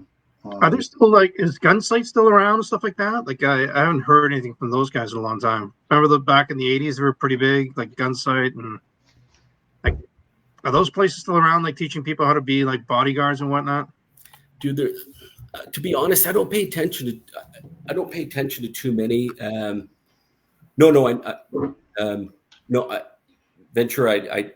I know you weren't, man. You were just commenting, and I wasn't disagreeing with the Magpul comment. Renee, to be honest, dude, I don't know. I try to keep my nose out of it. I've transitioned to. I'm still in the industry. In August, I was with SBS guys doing stuff, but what I do now is more of a safety. So I'm trying to provide safety products to elite units, and then a little bit of training around that. So like you could get pulled into those frustrating rabbit holes of seeing people training. Yeah. And I'm trying to steer clear of it. It just amazes me though. I'm not involved in the gun community and that, but I just know from teaching edge weapons, like I take it so seriously. Renee will tell you, like I'm constantly researching and making sure, like when I'm giving, testing it and doing this and changing, adapting. I mean, but with guns, I mean, these guys know it goes off to the right or up, and they're not like touching upon that. Like I don't get that. That's wow. And I think that's a basic lack of understand, like fundamentals. I think ballistics should but what about ethics though? Is it ethically? I mean, dude, that's a whole nother that's a whole other discussion. Yeah. And then kind of just to go back, I'm gonna look that up, Mike. Thank you, man. Yeah, he's a good kid. Yeah. I just think that, I mean, as far as ethics are concerned, like one of the things we were touching upon on Monday, folks out there teaching, maybe their intentions are good and they were told they could do this, or they go out there and do it, and maybe they shouldn't be doing it, or they're coming from a association, part of an umbrella system, and now they're doing this because they were given certificate. I mean, I don't know. That's just ethics. I don't know, but maybe that's just going by the. It has to come down to you as an individual too, though, right? Like, do you want that recognition? You've reached that point in your life that, like we said, the crucible, where you want to be looked at as the badass instructor or whatever else? Because there's so many of those guys too, right? Like when I was training in the early 90s and 80s, it was almost like 1 out of 10 of us or 20 might become an apprentice, but it never meant that you would become an instructor. But now it's like literally, it's in the literature. It's like, join our apprentice program. You will be an apprentice in 5 lessons, and some people need that ego boost where it's like, yeah, I'm going to be that guy. I want to be that guy. And they don't look at the fact that you actually could or will or might get someone killed or hurt. And dude, you keep saying that one word that really grabs me, crucibles. And I know we've had that conversation, Renee, but I've got an opportunity, so I'm just gonna open up. Yeah, go for it. I think that what you're talking about is a part of Western society that really is lacking right now. I think up until probably the mid 1950s, for the most part, and I'm going to talk about male-dominated roles, and women as well did some very incredible things. But when you look at your grandfathers and your great-grandfathers and your great-great-grandfathers, like they got up every morning and worked a farm where people were critically ill or critically injured, and there was no ambulance. They fought in world wars. They came home and they opened businesses. Even before that, just walking from one village to another village could get you robbed and killed and maimed. And if you didn't work, you starved to death, right? So I think that by the time most men were in their 20s, prior to 1950, they had already gone through very significant crucibles in their lives. It didn't have to be war, but they'd gone through significant crucibles. So In doing so, they learned about who they are as a man or as a person. And they knew what they would do and what they wouldn't do under those adverse conditions. And they knew what they had inside of them as, fortitude and strength. And since the 50s, Western society's become soft. And men no longer have to go through crucibles. There are wars. I'm not saying there aren't. And there are other things that are crucibles as well. Like a buddy of mine has got terrible cancer, man. And I would say that what he's gone through is beyond a crucible. And now he's a different person coming out the other side. But for the most part, today, society, we don't go through those crucibles. So what's happening is we've got these movies and we've got YouTube sensations and we've got Instagram, all these things. And guys are looking, they're watching, and they're going, that's what I want to be. So I'm going to wear certain clothes. I'm going to act a certain way. I'm going to get certificates that say I'm something. And then if I get enough of this stuff, maybe people will believe that I'm the person that I wish I was. And I think we need more, like some of the stuff you guys have done in your training are crucibles, right? And you came out the other side and you're like, man, like I now know more about who I am as a human. Yeah, that's a great point. I think one of the best gifts my ex did for me is she took all my certificates and threw them in the garbage when I was moving out. And at first I was really pissed. And then I was like, hey man, as a memory, it's nice, but that's it. Right. Because if I don't do what those pieces of paper say, then it didn't mean shit in the first place. Yeah. So that was like something I learned. Right. And like, when you're talking about men being tougher, my dad used to walk to school up a hill in a snowstorm with no shoes on. But they did, right? Here we go. Yeah. All we need. So rites of passage is kind of like what you mean. And I know you mean, like, here's the thing. And me and Renee have talked about this, like, and it's happening. Like, it's happening right now. And Renee knows what I'm referring to. You got some of these social media giants, man. They get this following. Yes. And it's not even about, like, what they've got, because it doesn't matter. It blurs the lines. It doesn't matter. You know what I mean? It doesn't matter. You're right. The likes are more important than the actual information that they're giving. Yeah. Right. And that's the scary part. And that's it, right? They're either searching for money or they're searching for status. And I think all the above, fame and fortune. I think it's the evil of the two. You know what I mean? It is a scary thing because like even now, when I see instructors are being promoted by their own students, that's a problem. When I see instructors that have like fake accounts and give themselves praise, that's a problem. But it happens. And the thing is, like, I'm aware of a bunch of these guys, and thank God he left. So anyways, what I want to talk to you about. Back. There he is. No No, but the one thing that drives me crazy is like it's not good enough for them to be who they are.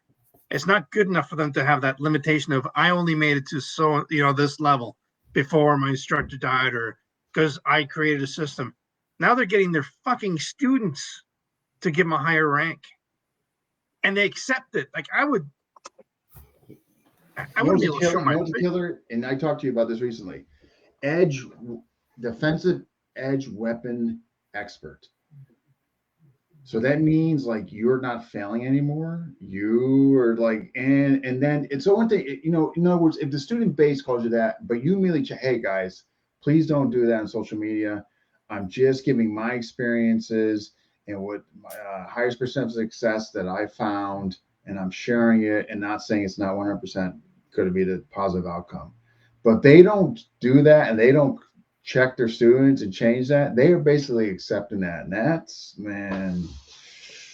Oh, it's, I got to continue on this rant for a second. So I was. Oh, perfect. All right. Get a magic button. Renee's going too far. So, guys, I did have to hit the eject button on Renee. No, just kidding. For whatever reason, this happens at times. We get booted. I can't explain it. I don't know, glitches or what have you. But hopefully, Renee will be back soon, unless he's dealing with a power outage issue and all that. But yeah. Oh, here he is.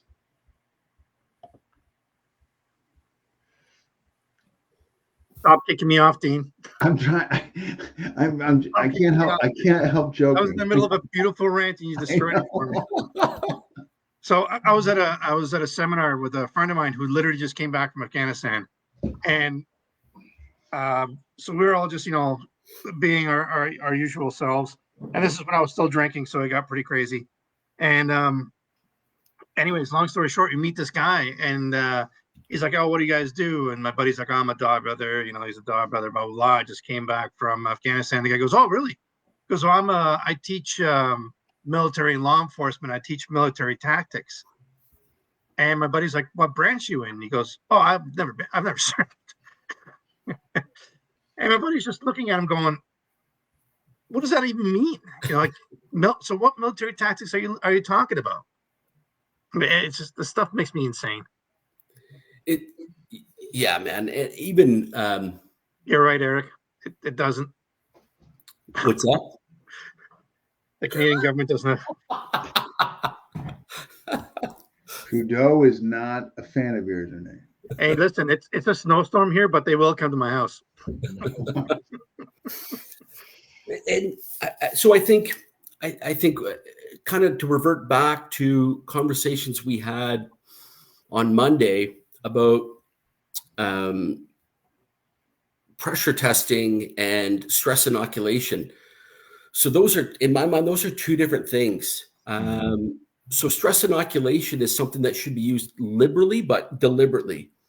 So you train people. Now when I deliver training, whether it's self-defense or firearms or tactics, what do I want them to absorb? Do I want them to feel part of their brain with me yelling at them and stressing them out? Or do I want them to learn the actual technique, tactic, and movement?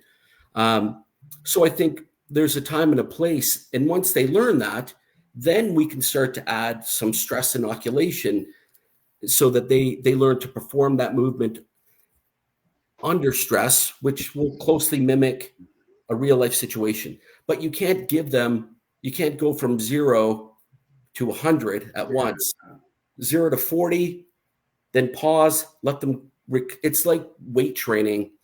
You can't throw somebody in the gym, tell them to do 100 reps of whatever, and then expect them to be fine the next day.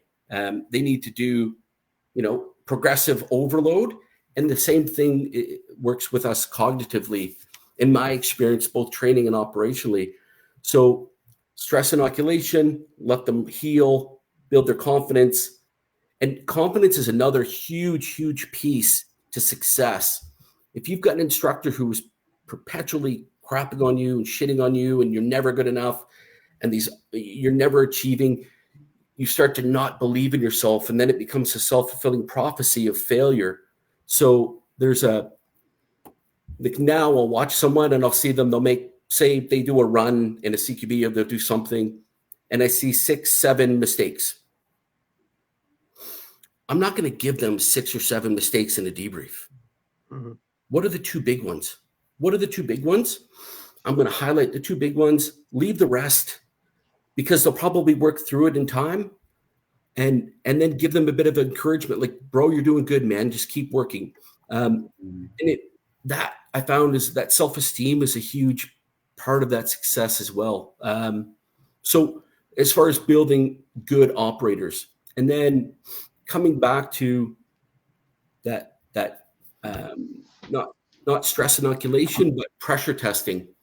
This is what you guys are a little bit, I think, are talking about, is when you have an instructor or you have students that have no way to pressure test, put pressure on them to see if those techniques actually work under real life, as similar as you can make real life circumstances. They continue, and you see it. I mean, it doesn't take much of a YouTube search to see a grandmaster being knocked out by somebody with 6 months of boxing training. Yeah, good right hand, right? Yeah. He did.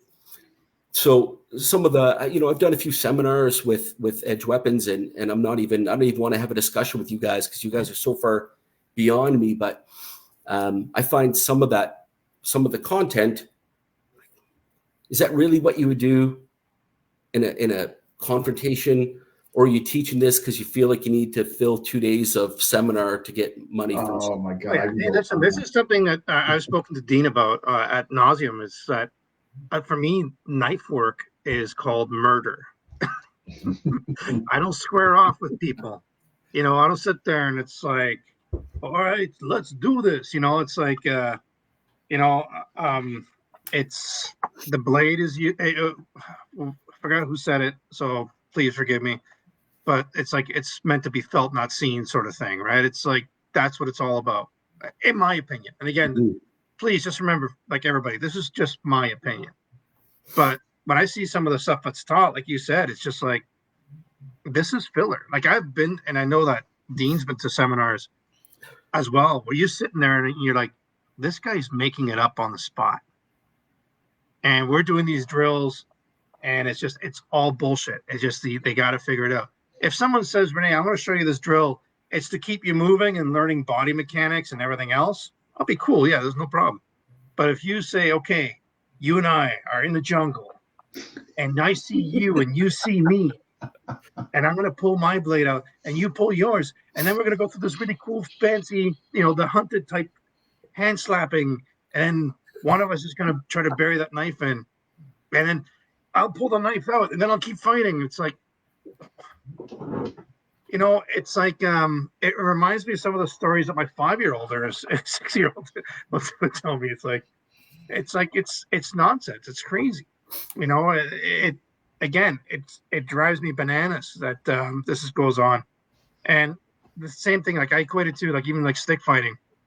There's people out there who, they need the new material and they'll just my gosh. Yeah. He's gonna think I freaking did that again. So I think, so I can kind of fill in the blanks until he arrives. But much of the point it's come, a lot of the knife material there is become so drill centric, right? Where it's getting so far removed what you're seeing, like for instance, realistic attacks is where I think he is partially going with this, but he just returned. So we'll let him finish. And that's the secret of life. And folks, thank you for watching episode 5. No, it's like I was saying. One thing that one of my instructors explained to me, like in Krabi Krabong, the Thai arts, he was just saying, like these generals would run into a village, show you 5 things. This is what I'm going to teach you. If you survive, I'll teach you 5 more. Right? Just basic stuff. Take the other person out. Call it a day. Let's have some wine and whatever. Finally. Oh my God. Guys, I swear to God, this is not me doing anything. I swear. It's going to be very...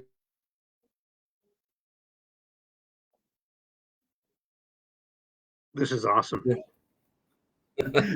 I swear to God, I am not removing you guys. I swear. Yeah, he's probably doing it on purpose. Okay. Like in times of peace, you got to make up bullshit. That's it, man. Because you got to make a living. And that's it. I think, but you know what though? Let's take FMA for instance. It started over there. They started adding more and more and systematizing, and then a syllabus, codification, where FMA, generally speaking, has gotten over codified, right? And it has, You can see it in the videos where people are doing their carenzas, like their knife flows, and you watch these people doing these wicked drills, but they've passed over their arm 16 times across their neck. Probably stabbed themselves in the gut a couple times. One of my favorite stories was a friend of mine who bought like a fancy neck knife, like the bear claw, and he almost gutted himself when he tried to deploy it because he actually, instead of pulling it out, he pulled down sideways and he's got this wicked half moon slice where he cut his stomach open. And I was like, that is the best thing I've ever heard in my life. That's because it's like, again, they train with these, and I'm not saying you should train with a live blade or anything, but it's just all this movie bullshit and people who are giving you information that makes no sense. You know, it's like, oh, if you don't want to kill the guy, just cut him, and he'll think, you know, he'll realize that he's bleeding and run away. Insane. If someone pulls a knife on you and you're lucky enough to see it, it's because they want to fucking kill you. Yeah. Anyways, that was my third rant. I apologize. It's interesting. Okay. But hey, Eric is right here. It's only on the Canadian side that you guys are exiting. Well, it's because we're being charged 25% to actually be part of it. It's that exchange rate. It's exchange rate. Yeah, man. So I remember, I won't get into how long, but like just the CQB portion for the special operations course, it's like a tremendously long period of time. And so I think it was like day 2 on CQB. So I had done a full police SWAT course, graduated. I'd done close protection. I'd done the Army. I'd done a couple other really cool things. And everything that I'd done in room clearing was always with simunition, always with paint bullets for safety. It was like day 2 on this course with special operations. And they're like, all right, guys, we're going live. And it was like, what? Like we're on day 2 of the course, and now we're shooting live over each other's shoulders, going room to room. But what it did was, like, it started to inoculate us to the stress of what that real life would be like. But it forced us to slow down. It forced everybody to slow the hell down, think before you move, make definitive decisions, and then within a week or 2, everybody was moving like they were with paint, and it was much safer. So I think there's a point at which, like you're saying about live blades, you shouldn't train with live blades. I'm not saying you should either, but I'm saying that. Well, Dean says we should, but I mean, that's against. I think there's, man, like you see it with the shock knives, right? When you introduce a shock knife into training, people are like, oh, all of a sudden that cool drills and the cool tactics that they were using before. You know what you see with those? One of my instructors did it just to piggyback, and like you're absolutely right. Like so he gave them rubber knives, taking risks, man, no problem, going beyond, like doing hand engagement, but just bad habits, right? Yeah.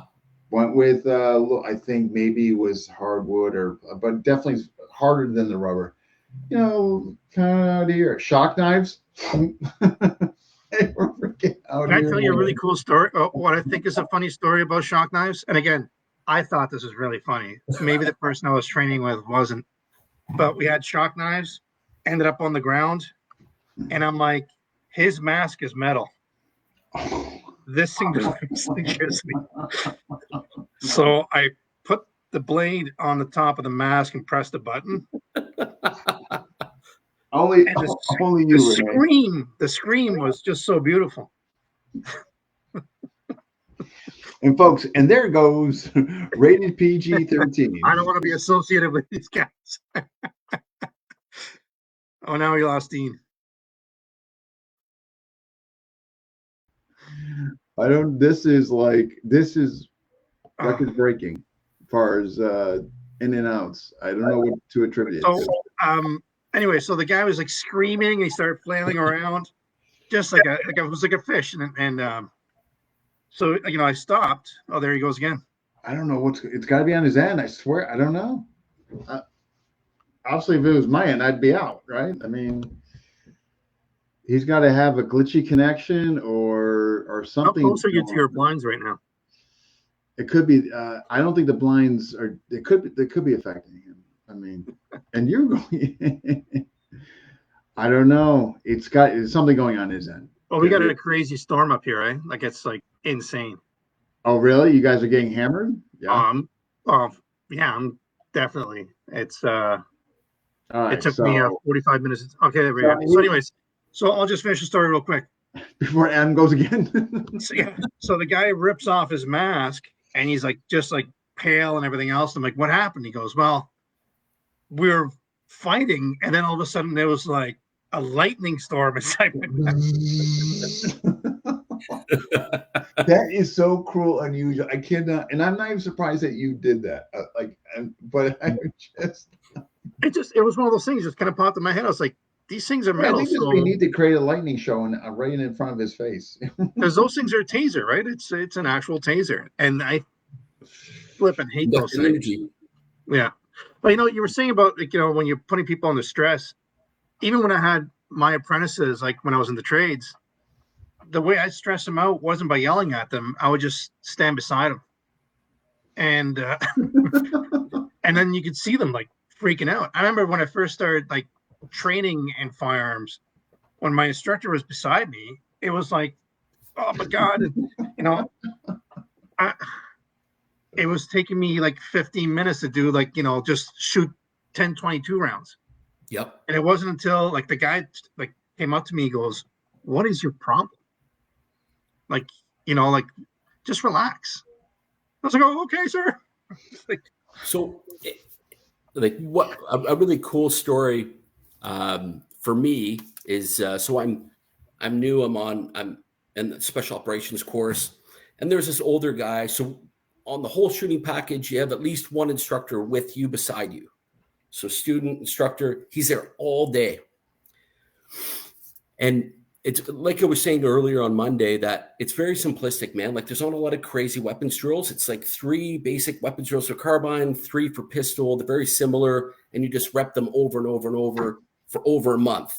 But every day is faster and faster. So I had this guy beside me coaching me, and he was awesome. He's like, hey, bro, just relax, man. We're good.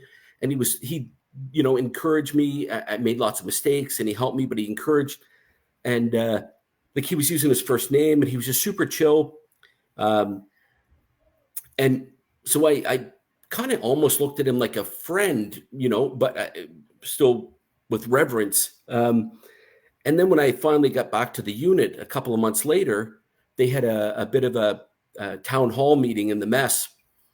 And he gets up to speak because he's a sergeant major at the unit. And I was like, holy shit.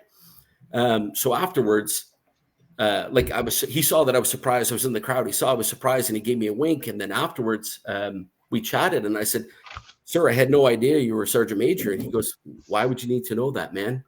He's like, you needed to focus on shooting, dude, not being stressed out because I'm beside you. But there were parts of that course that then they would apply, rest assured, liberal amounts of stress in order to condition us. So yeah, it's an interesting dynamic. When it's time to learn, it's time to learn. And when it's time to be under stress, those guys could do it probably better than almost any. So it was, I think I'm going to start doing with my students now. I'm just going to stand there like and get like one of those, what are they called? Alka-Seltzer tablets. She starts to like foam at the mouth a little bit. So Adam, actually the question I was going to ask is, if someone's looking for realistic, either like firearms training or like real combatives kind of training. Yep. What do you suggest they look for? That's a good question. Yeah. I think resumes are really important. Not to say that there's not good guys and girls out there that can shoot really well, but if you're looking to train for combat, you want somebody with an understanding of what happens in real life. And you just got to, man. You know what? Adam, I'm sorry, because I want you to finish this. I think it's a great question. But Renee thinks this episode 355, which I was so kind to bring Renee on and talk to him, that it is. Hold on a second. You haven't watched. You're in the dark. Like if you have not watched it, you are not leading a full life. Like you were in the dark. I mean, so it's just... Whenever I rewatch it now, I just like grab my old like Viking horn and just drink my mead.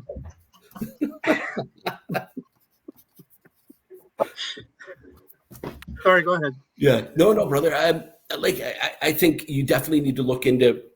There are skills you can learn, but if you want to be combat effective, there's got to be some people in that group. That not everybody has to be a combat veteran or an ex-special forces guy, But if you're learning at a school and there's multiple instructors, there's got to be a few people that are going to kind of give truth to power on some of this.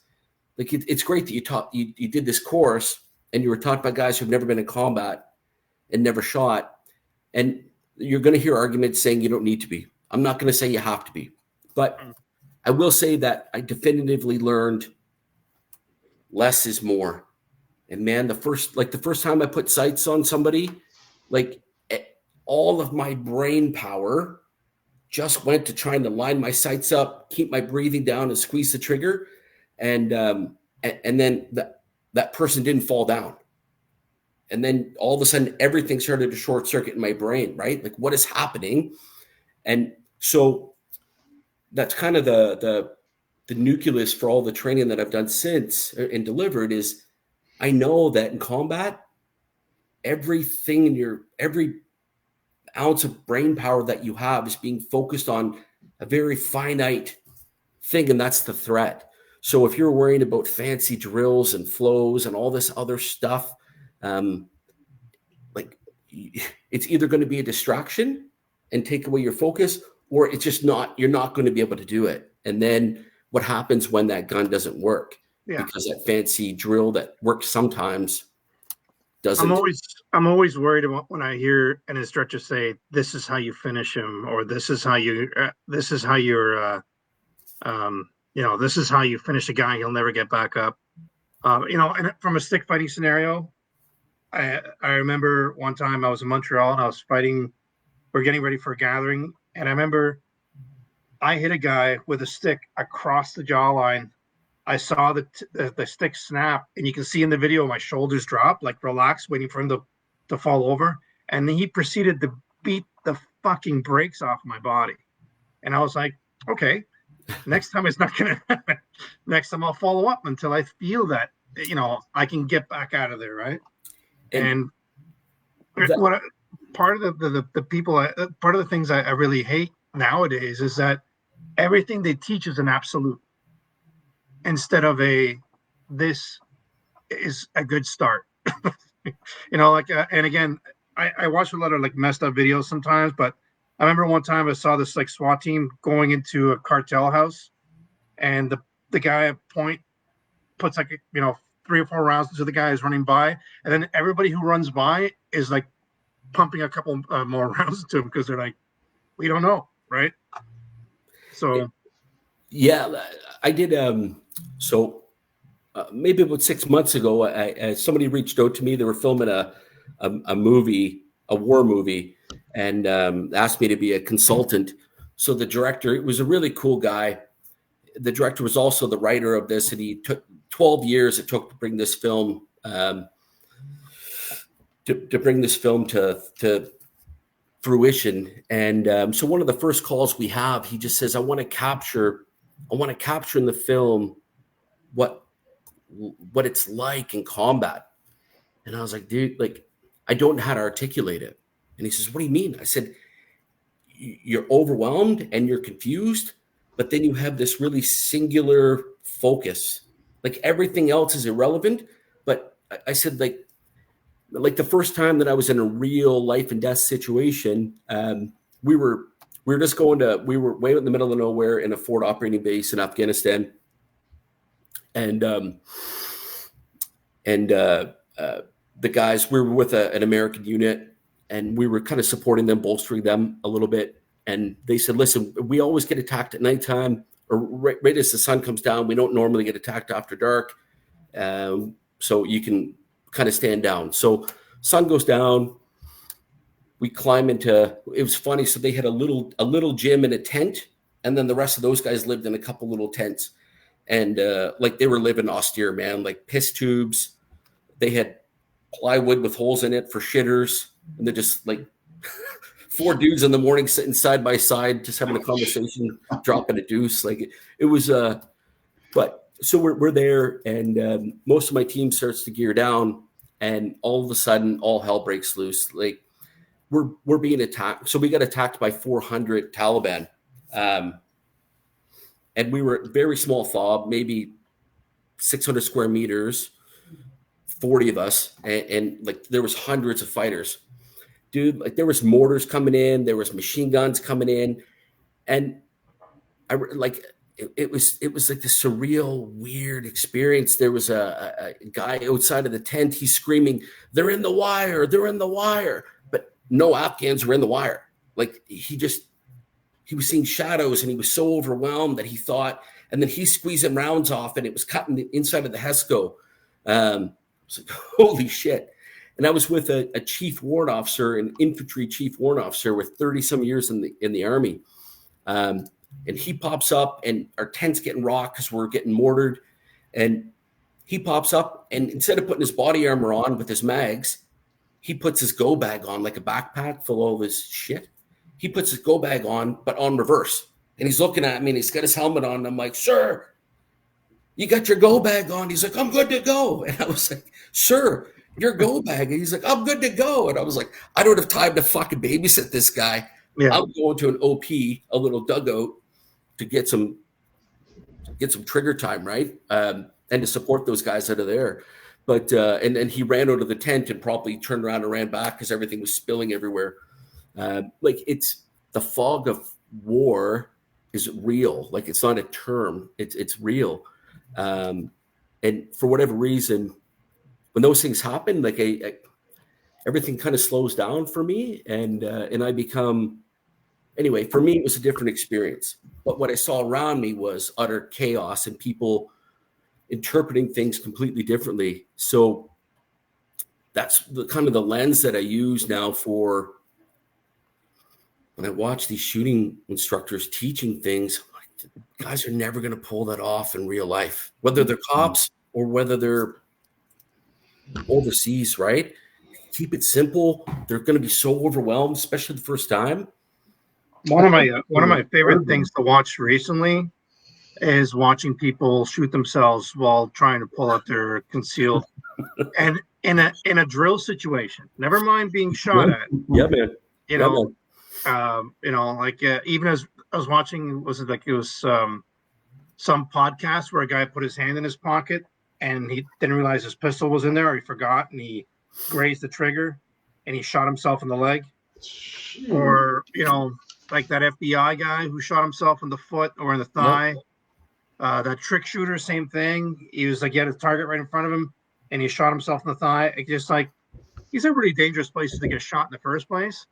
But what scares me is that these guys are teaching this kind of stuff in a perfect situation, right? So I don't know. To me, like, obviously I live in Canada, so I don't carry a firearm on me. But it just seems like a really dangerous place, to lose one of your testicles, sort of thing. I don't know if there's a good place to lose a testicle. But there's some parties that I've been to when I was younger. Oh my God. Dean, you were going to say something, my man. Yeah, no, I was disturbing in that, just again, like, you're teaching law enforcement. I mean, whether it's, civilian law enforcement, military, and you have guys teaching stuff that, like you were saying, under high pressure, the probability is going to be so low, but yet these guys are getting paid to do this. And obviously, goes without saying, lives being on the line. I just don't understand that. Like, I don't understand, like, where's the checks and balances as far as, like, who's overseeing these folks, what they're teaching? Is there, like, an entity that does this? You know what I mean? Do you remember that dude who passed himself off as a Navy SEAL? I think it was in Texas somewhere. And anyways, he got like people to quit their jobs to join his organization. It was kind of like, I don't want to use the word gun sight as it was then, but it was like one of those type of organizations. And he had this massive thing going, and he ended up hiring like 200 people. And then they went to Africa saying he was on a mission to go there. And it was all bullshit. Like, there was no mission out there. But the fact that nobody spoke English and they didn't speak the local language, like, he was bullshitting his way through until it was like a power failure. And they found him underneath the table, like chugging back whiskey or something. When they came back to the States, not only was he never in the military, he's a former felon, and he wasn't supposed to be. Oh my God. But, again, it's charisma, right? There's people out there who can just make you believe anything, right? And And if you have a good media team behind you, like you could have been a crossing guard and then make it look like you were like a SEAL Team 6 member, right? Force and yeah. Oh, you know what? Seth's sharing something here. I don't know if it's regarding what you're talking about, but Mike, you're a resourceful dude. Yeah, it's yeah. Is that it, or is that what he's referencing, or I'm sorry, sharing rather? I have to click on it, see if what it brings. So again, like going back to my question originally, so what are your telltale signs that someone's full of shit? Like too much, man. So one of the key things is for even with, and this is a term that a lot of good guys use still, but for me, it turns me off. When I hear an instructor, whether they're teaching use of force, self-defense, or anything in that realm, when I hear, here's another tool for your toolbox, I'm like, oh, man. And did they even master the first tool? So do you guys know Hick's Law? Have I talked Hick's Law? So I don't think so. No. This is a contested DA guy. Okay. Yeah. Hick's Law, I'm not going to say there's not people that contest this, but I do believe in it. So Hick's Law essentially was the sports psychologists who studied decision-making under stress. And what they discovered was when you have one singular problem, but you give someone 2 or 3 solutions, it takes them 0.4 of a second to decide which one of those solutions is the most appropriate to that singular problem. And I learned about that because there was a federal agency that I was doing some work with that lost some officers. And they said, we're done asking the use of force instructors, we're done asking firearms instructors why we're losing officers at such a high rate in such a condensed period of time. And they hired a team to do a proper analysis. You're exactly right, Mike. And that team said there was a significant influencing factor in these officers dying under fire because they had too many solutions. So they hadn't mastered, whether it was firearms drills or whether it's use of force. Like you can do an armbar this way, or you can do an armbar this way, or you can do an armbar this way. These are different tools for your toolbox. And I see that with firearms training. So people will teach firearms to a basic police recruit, and they'll teach them 3 different ways to do one problem. The gun goes dry, you can do this, or you can do this, or you can do this. And I'm thinking that person has 0 experience. They have 0 context. And now you're giving them the option to decide what they think is the most tactically sound drill. And then they practice all of them a little bit, but none of them enough to be proficient. So when they find themselves under pressure, their brain goes into this Hick's Law becomes present. And then they go, I need to shoot my gun's gone dry. Okay, I can do this, or I can do this. Oh, it's that one. It's option number 4. And then so our brains, the more you give someone, the more time it takes to process. Now that doesn't hold true if someone has a very high level of intelligence or a very high level of training. So people that have a high level of training, they can hold multiple solutions in a Rolodex, a mental Rolodex, and they can access those very quickly. But for most people that aren't a master of their craft, giving them 3 techniques for one problem usually results in them taking about 1.5 seconds longer to respond to that problem.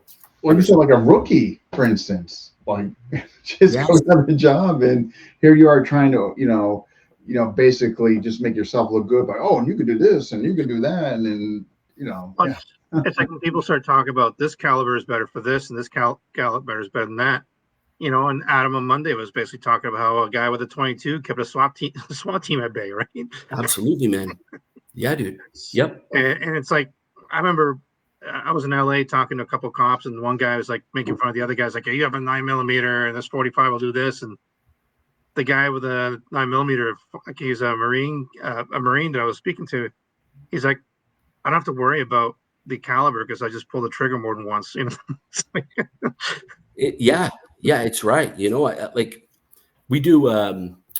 Most decent shooting packages will include. They call it a 6-round rhythm drill. So it's really all about recoil management, but firing 6 rounds, boom, boom, boom, boom, boom, boom, boom, and they should have the same spacing between the rounds, very quick, and you should be able to shoot in a very tight grouping. So 6-round rhythm drill. It's very hard to do a 6-round rhythm drill with a 40 or a 45. Like that gun is bouncing, so you're boom, and then it takes. So in my experience, and I've not shot anyone with a pistol, but I have with a long gun, people generally don't fall down with 1 round. So as much as Hollywood would perpetuate that. So for me, I'd rather have something that I can fire multiple rounds quickly if I need to and accurately than one big round that it's going to take me a while to get back on the sights. Mm-hmm. So, but it's all debatable, right? At least you understand what one gives you and one takes away. And that comes back to ballistics and understanding. That actually ties into a topic that we're going to speak about probably coming soon. I have a former paramedic from Ottawa as well, actually, who I remember he was talking to me at a seminar once and he saw someone take a shotgun blast and the guy was still moving. Like he was all fucked up on drugs and he had a big ass hole, but he was not done. Right, he was still like, like at that point, get the crucifix or just start. So, like coming back to my earlier story about like the first time I shot somebody, and like I pulled the trigger and he kept coming, I thought I missed. No, man, I didn't miss. He just didn't fall down, and nobody talked to me about the limitations and full understanding of the ballistics. And what we discovered, what most people discovered in Afghanistan was like it was 5, 6, 7 rounds before Taliban would fall down because 5.56 is a small round. Yeah. And they're charging at you and they don't tell you that. And you're like, people had no idea. We just had this expectation that you fire, it's loud, it makes noise and people fall. So, yeah, man, like things don't work the way they're supposed to. And I recently started doing a little bit of use of force training with an organization. And the reason they brought me on was they used to teach pressure point control tactics. And it used to work pretty good. Mm-hmm. And they found the last decade, it doesn't work anymore. Why doesn't it work? Because most of the people they deal with are on fentanyl or some other. So that comes back to what you're talking about, Renee, where something would have worked 10 or 15 years ago. Now we have to understand that a lot of people are going against are on these heavy narcotics. Hey, listen, there was an element of fear back in the 70s and 80s when you tell somebody you went up to you says, I'm a black belt. So we're like, oh. Well, that's true too, man. Yeah, that's true and too. Now right? People tell me they're a black belt. I'm like, okay, whatever, man. Like, hope you like eating rocks. There's that part too, right? Like it just and I think what it comes back to, again, but everything we're saying here is Hollywood regurgitated bullshit from people who are just want to be the man or whatever, and you believe it, or it's it drives me fucking bananas that goes on. It's like, or when I see some of these knife drills, like Dean and I have talked about this all the time, where it's like a guy comes in and then you just like slap his hand out of the way, then you poke him in the eyes and carry it, grab his wrist, and I turn it back into him. And it's what's the other guy doing? Just kind of standing there going, man, I'm in trouble here. And he's doing nothing as he's seeing the point coming to him. That's it. So it's, man, like just the genius, the brilliance and simplicity with training is critical. And just mastering the basics. Nobody wants to master the basics because they're boring. But mastering the basics. I don't even want to. Never mind. I was going to make a bad joke. But honestly, for me, I like, again, and it's not because I'm a sick individual all the time, but I watch a lot of videos of like knife attacks. Yep. And all this other stuff. And it's not the way not the way people teach it. And I'll be honest with you. When I first met Dean and he was showing some of the knife disarms he was doing, in the back of my head, I was like, not a fucking chance, Dean. Not going to happen. And he did it to me, which really pissed me off, by the way.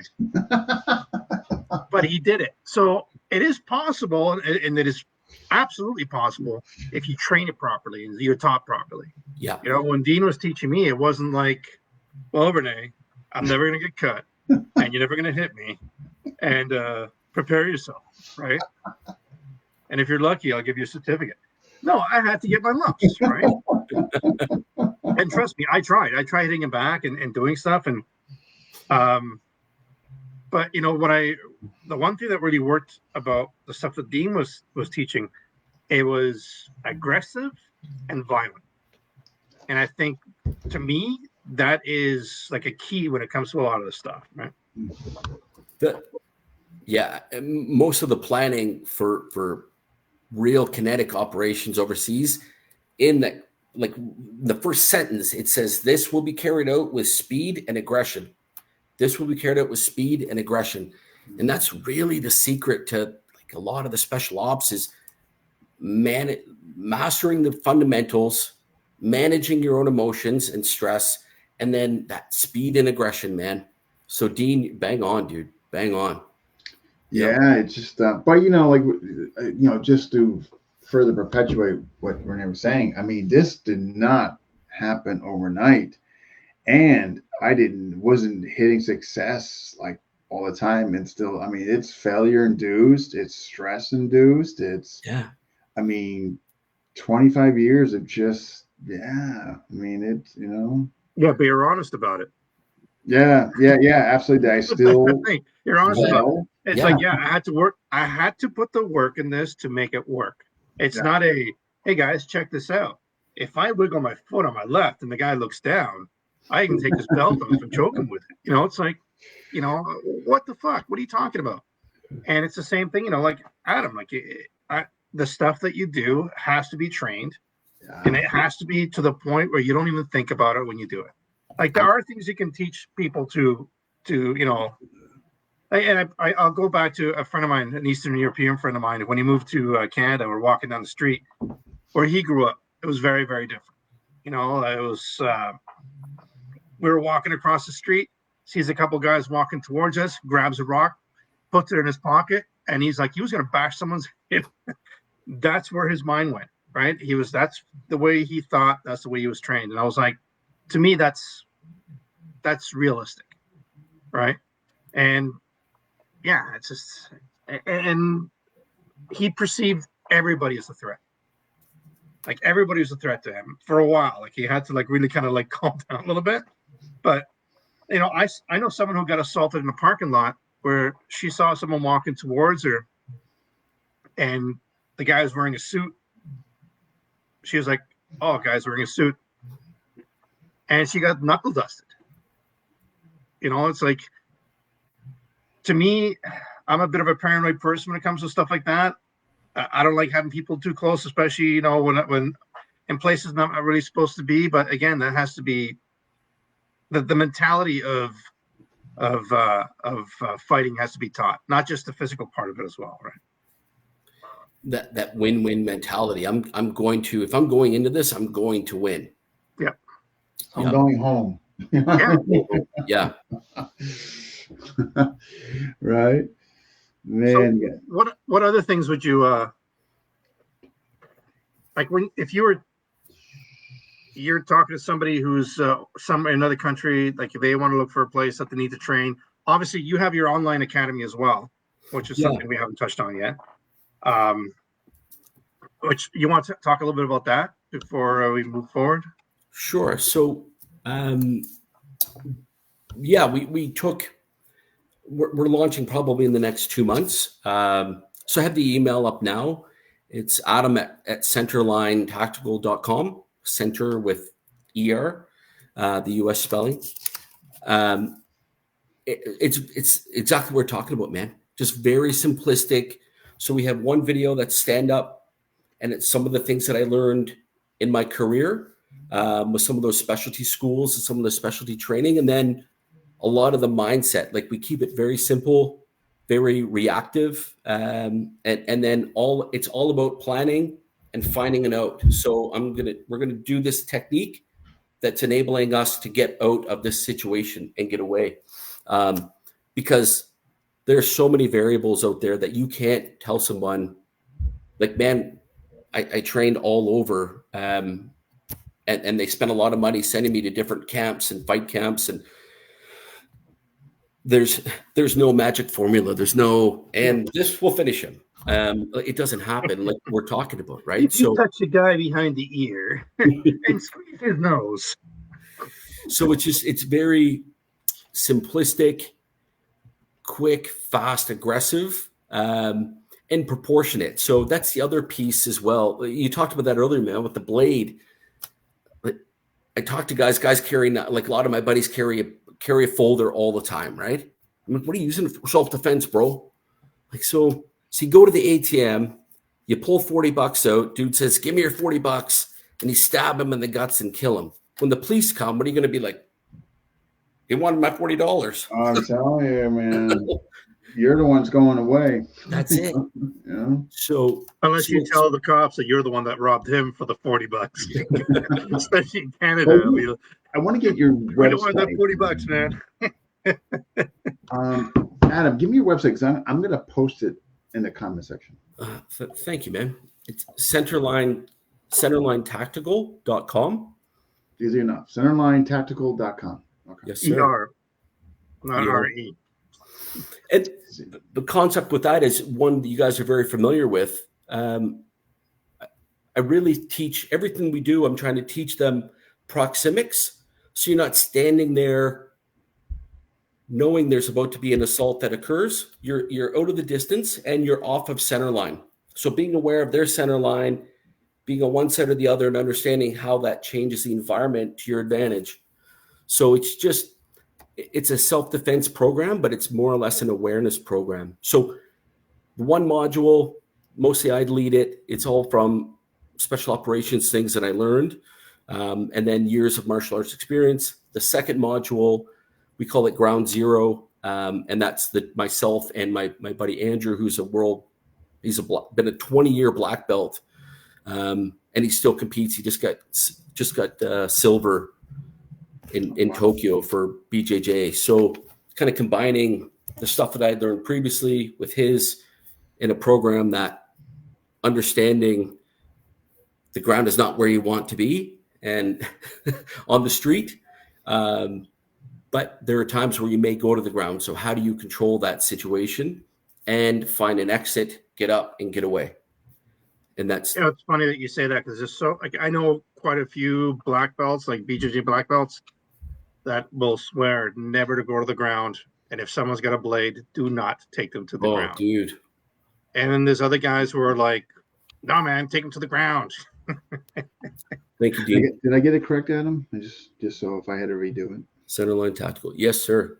All so right. we're going to launch we've got a website now, but we're going to launch 6 weeks to a month. Everything's been filmed. It's just, man, I'm so busy with training agencies and working as a consultant for a military defense company that you guys know how it is, right? All the side stuff we do becomes perpetually longer down the line, but we're ready to go. And in this with Centerline Tactical, are you going to be teaching like firearms and stuff like that as well, or is it just mostly self-defense? Or no? So I want to, it's progressive, man. Like I'm limited on time.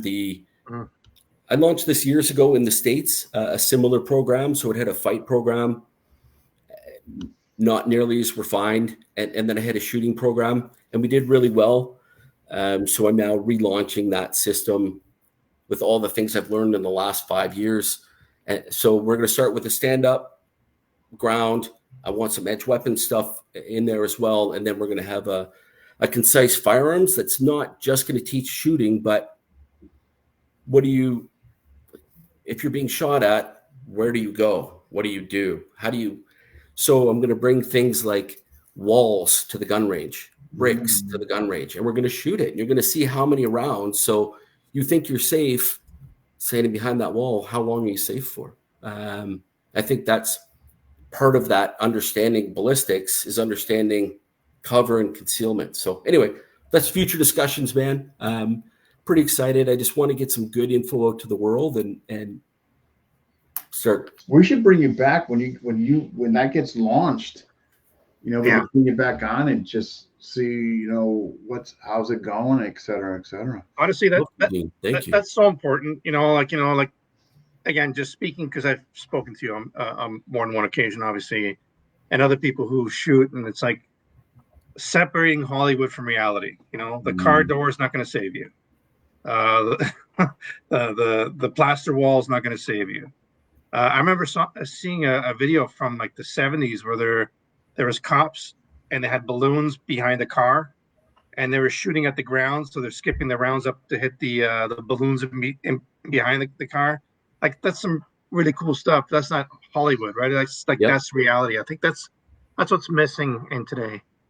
And again, people like yourself who are qualified or can, and I know you well enough that if you need to send someone in a different direction, you can give them to someone who's qualified as well.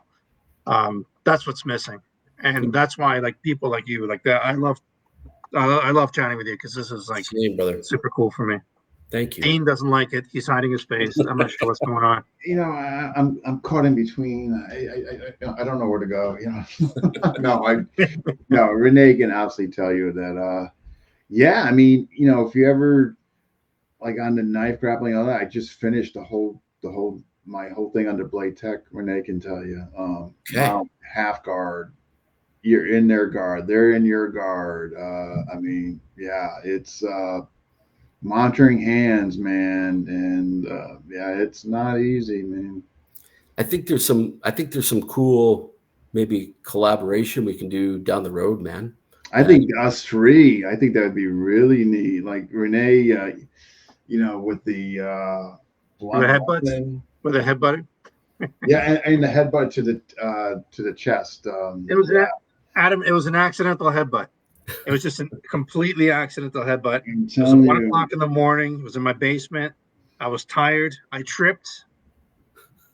Completely accident. Yeah. I was like, I'm sorry. And he's like, I'm leaving right now. You take me to the airport. I was like, come on, man. People are here for a seminar. I demand to go home. And he tried to take my dog away from me. That's trouble. You've met Penelope, so Penelope, menace. We can chat offline, like, you know what I mean? Like, be like have a call or something, a Zoom call online or something, Love to. Yeah, love to. I think there's some really interesting stuff we can do. I think so too, and like-mindedness and that. So I know you guys are up there. You guys talk and let me know, but I'd be more than honored to jump on a call with you guys. We're not that far away from each other, and I know that you're still coming to Toronto from time to time, right, Adam? I do, yeah. I'm probably in the States more than I'm in Toronto now. Okay. Where are you located, Dean? I'm in Connecticut. Okay. I'm west of Hartford. Okay. I know where it is. I never ever get there, man. I'm sorry.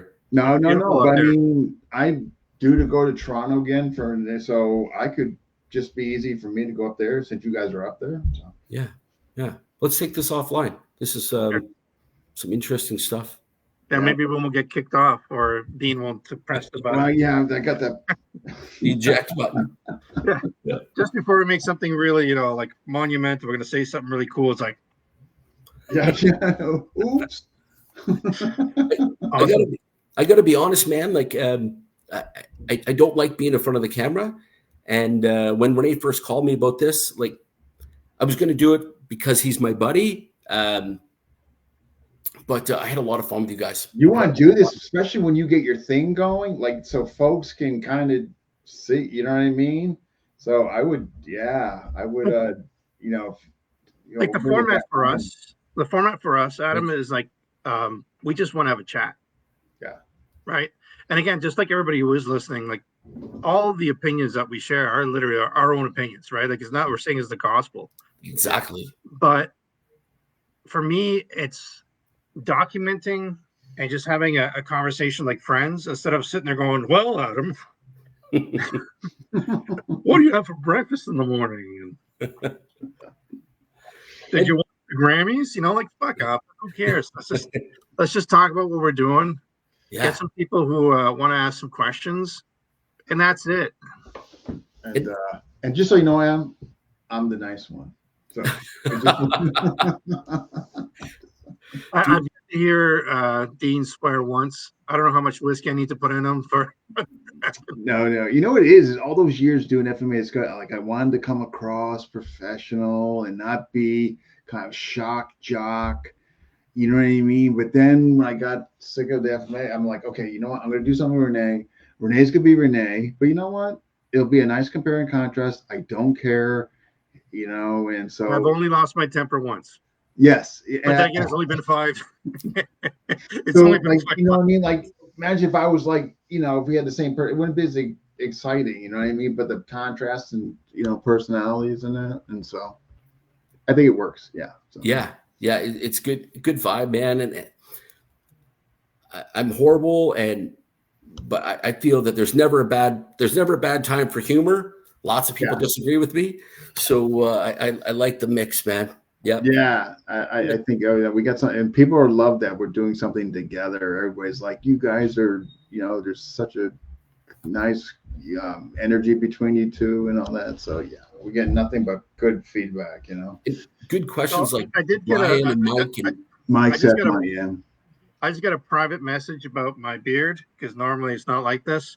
And the reason I shaved the top here is because I was using my wife's bathroom and I'm not allowed to shave in there because I leave everything. And because I have bad eyesight, I literally shaved my mustache off. So I just thought, let's try this out. That's what happened. Just in case you're wondering.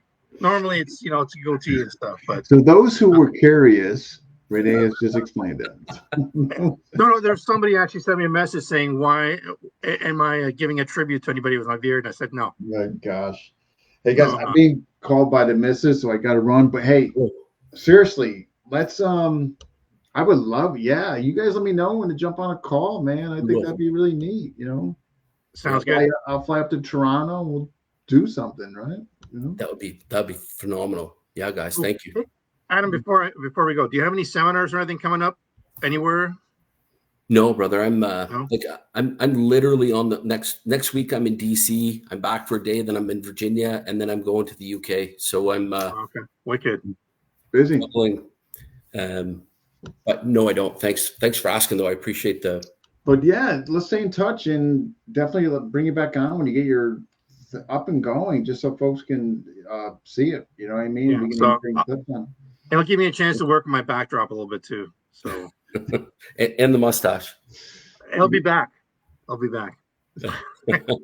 Thank you, guys. Thanks for having me on. Really appreciate it. Oh, anytime. It was a pleasure. Okay. You take care. We'll be in touch, though. Let's make something happen. So. Yep.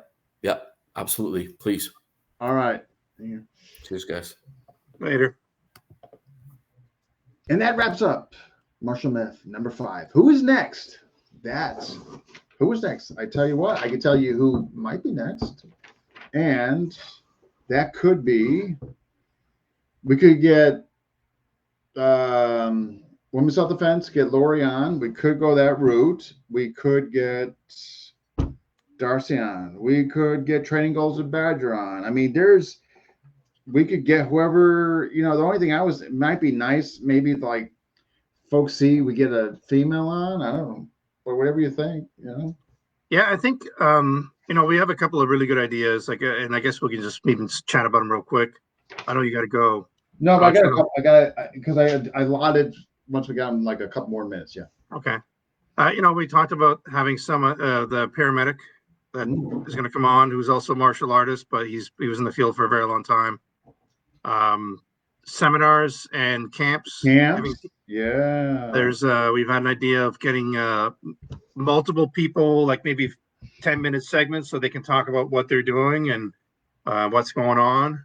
That'd be and good. It doesn't have to be just martial arts; it can be anything. So if you have something coming up, let us know.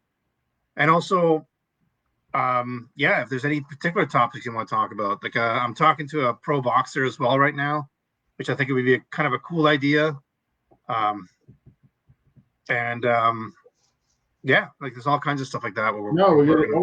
Also Mike and Seth Raymond. I want to get on father son. So Mike, if you're still watching, if you guys want to come on next Wednesday, man, we'll make it happen.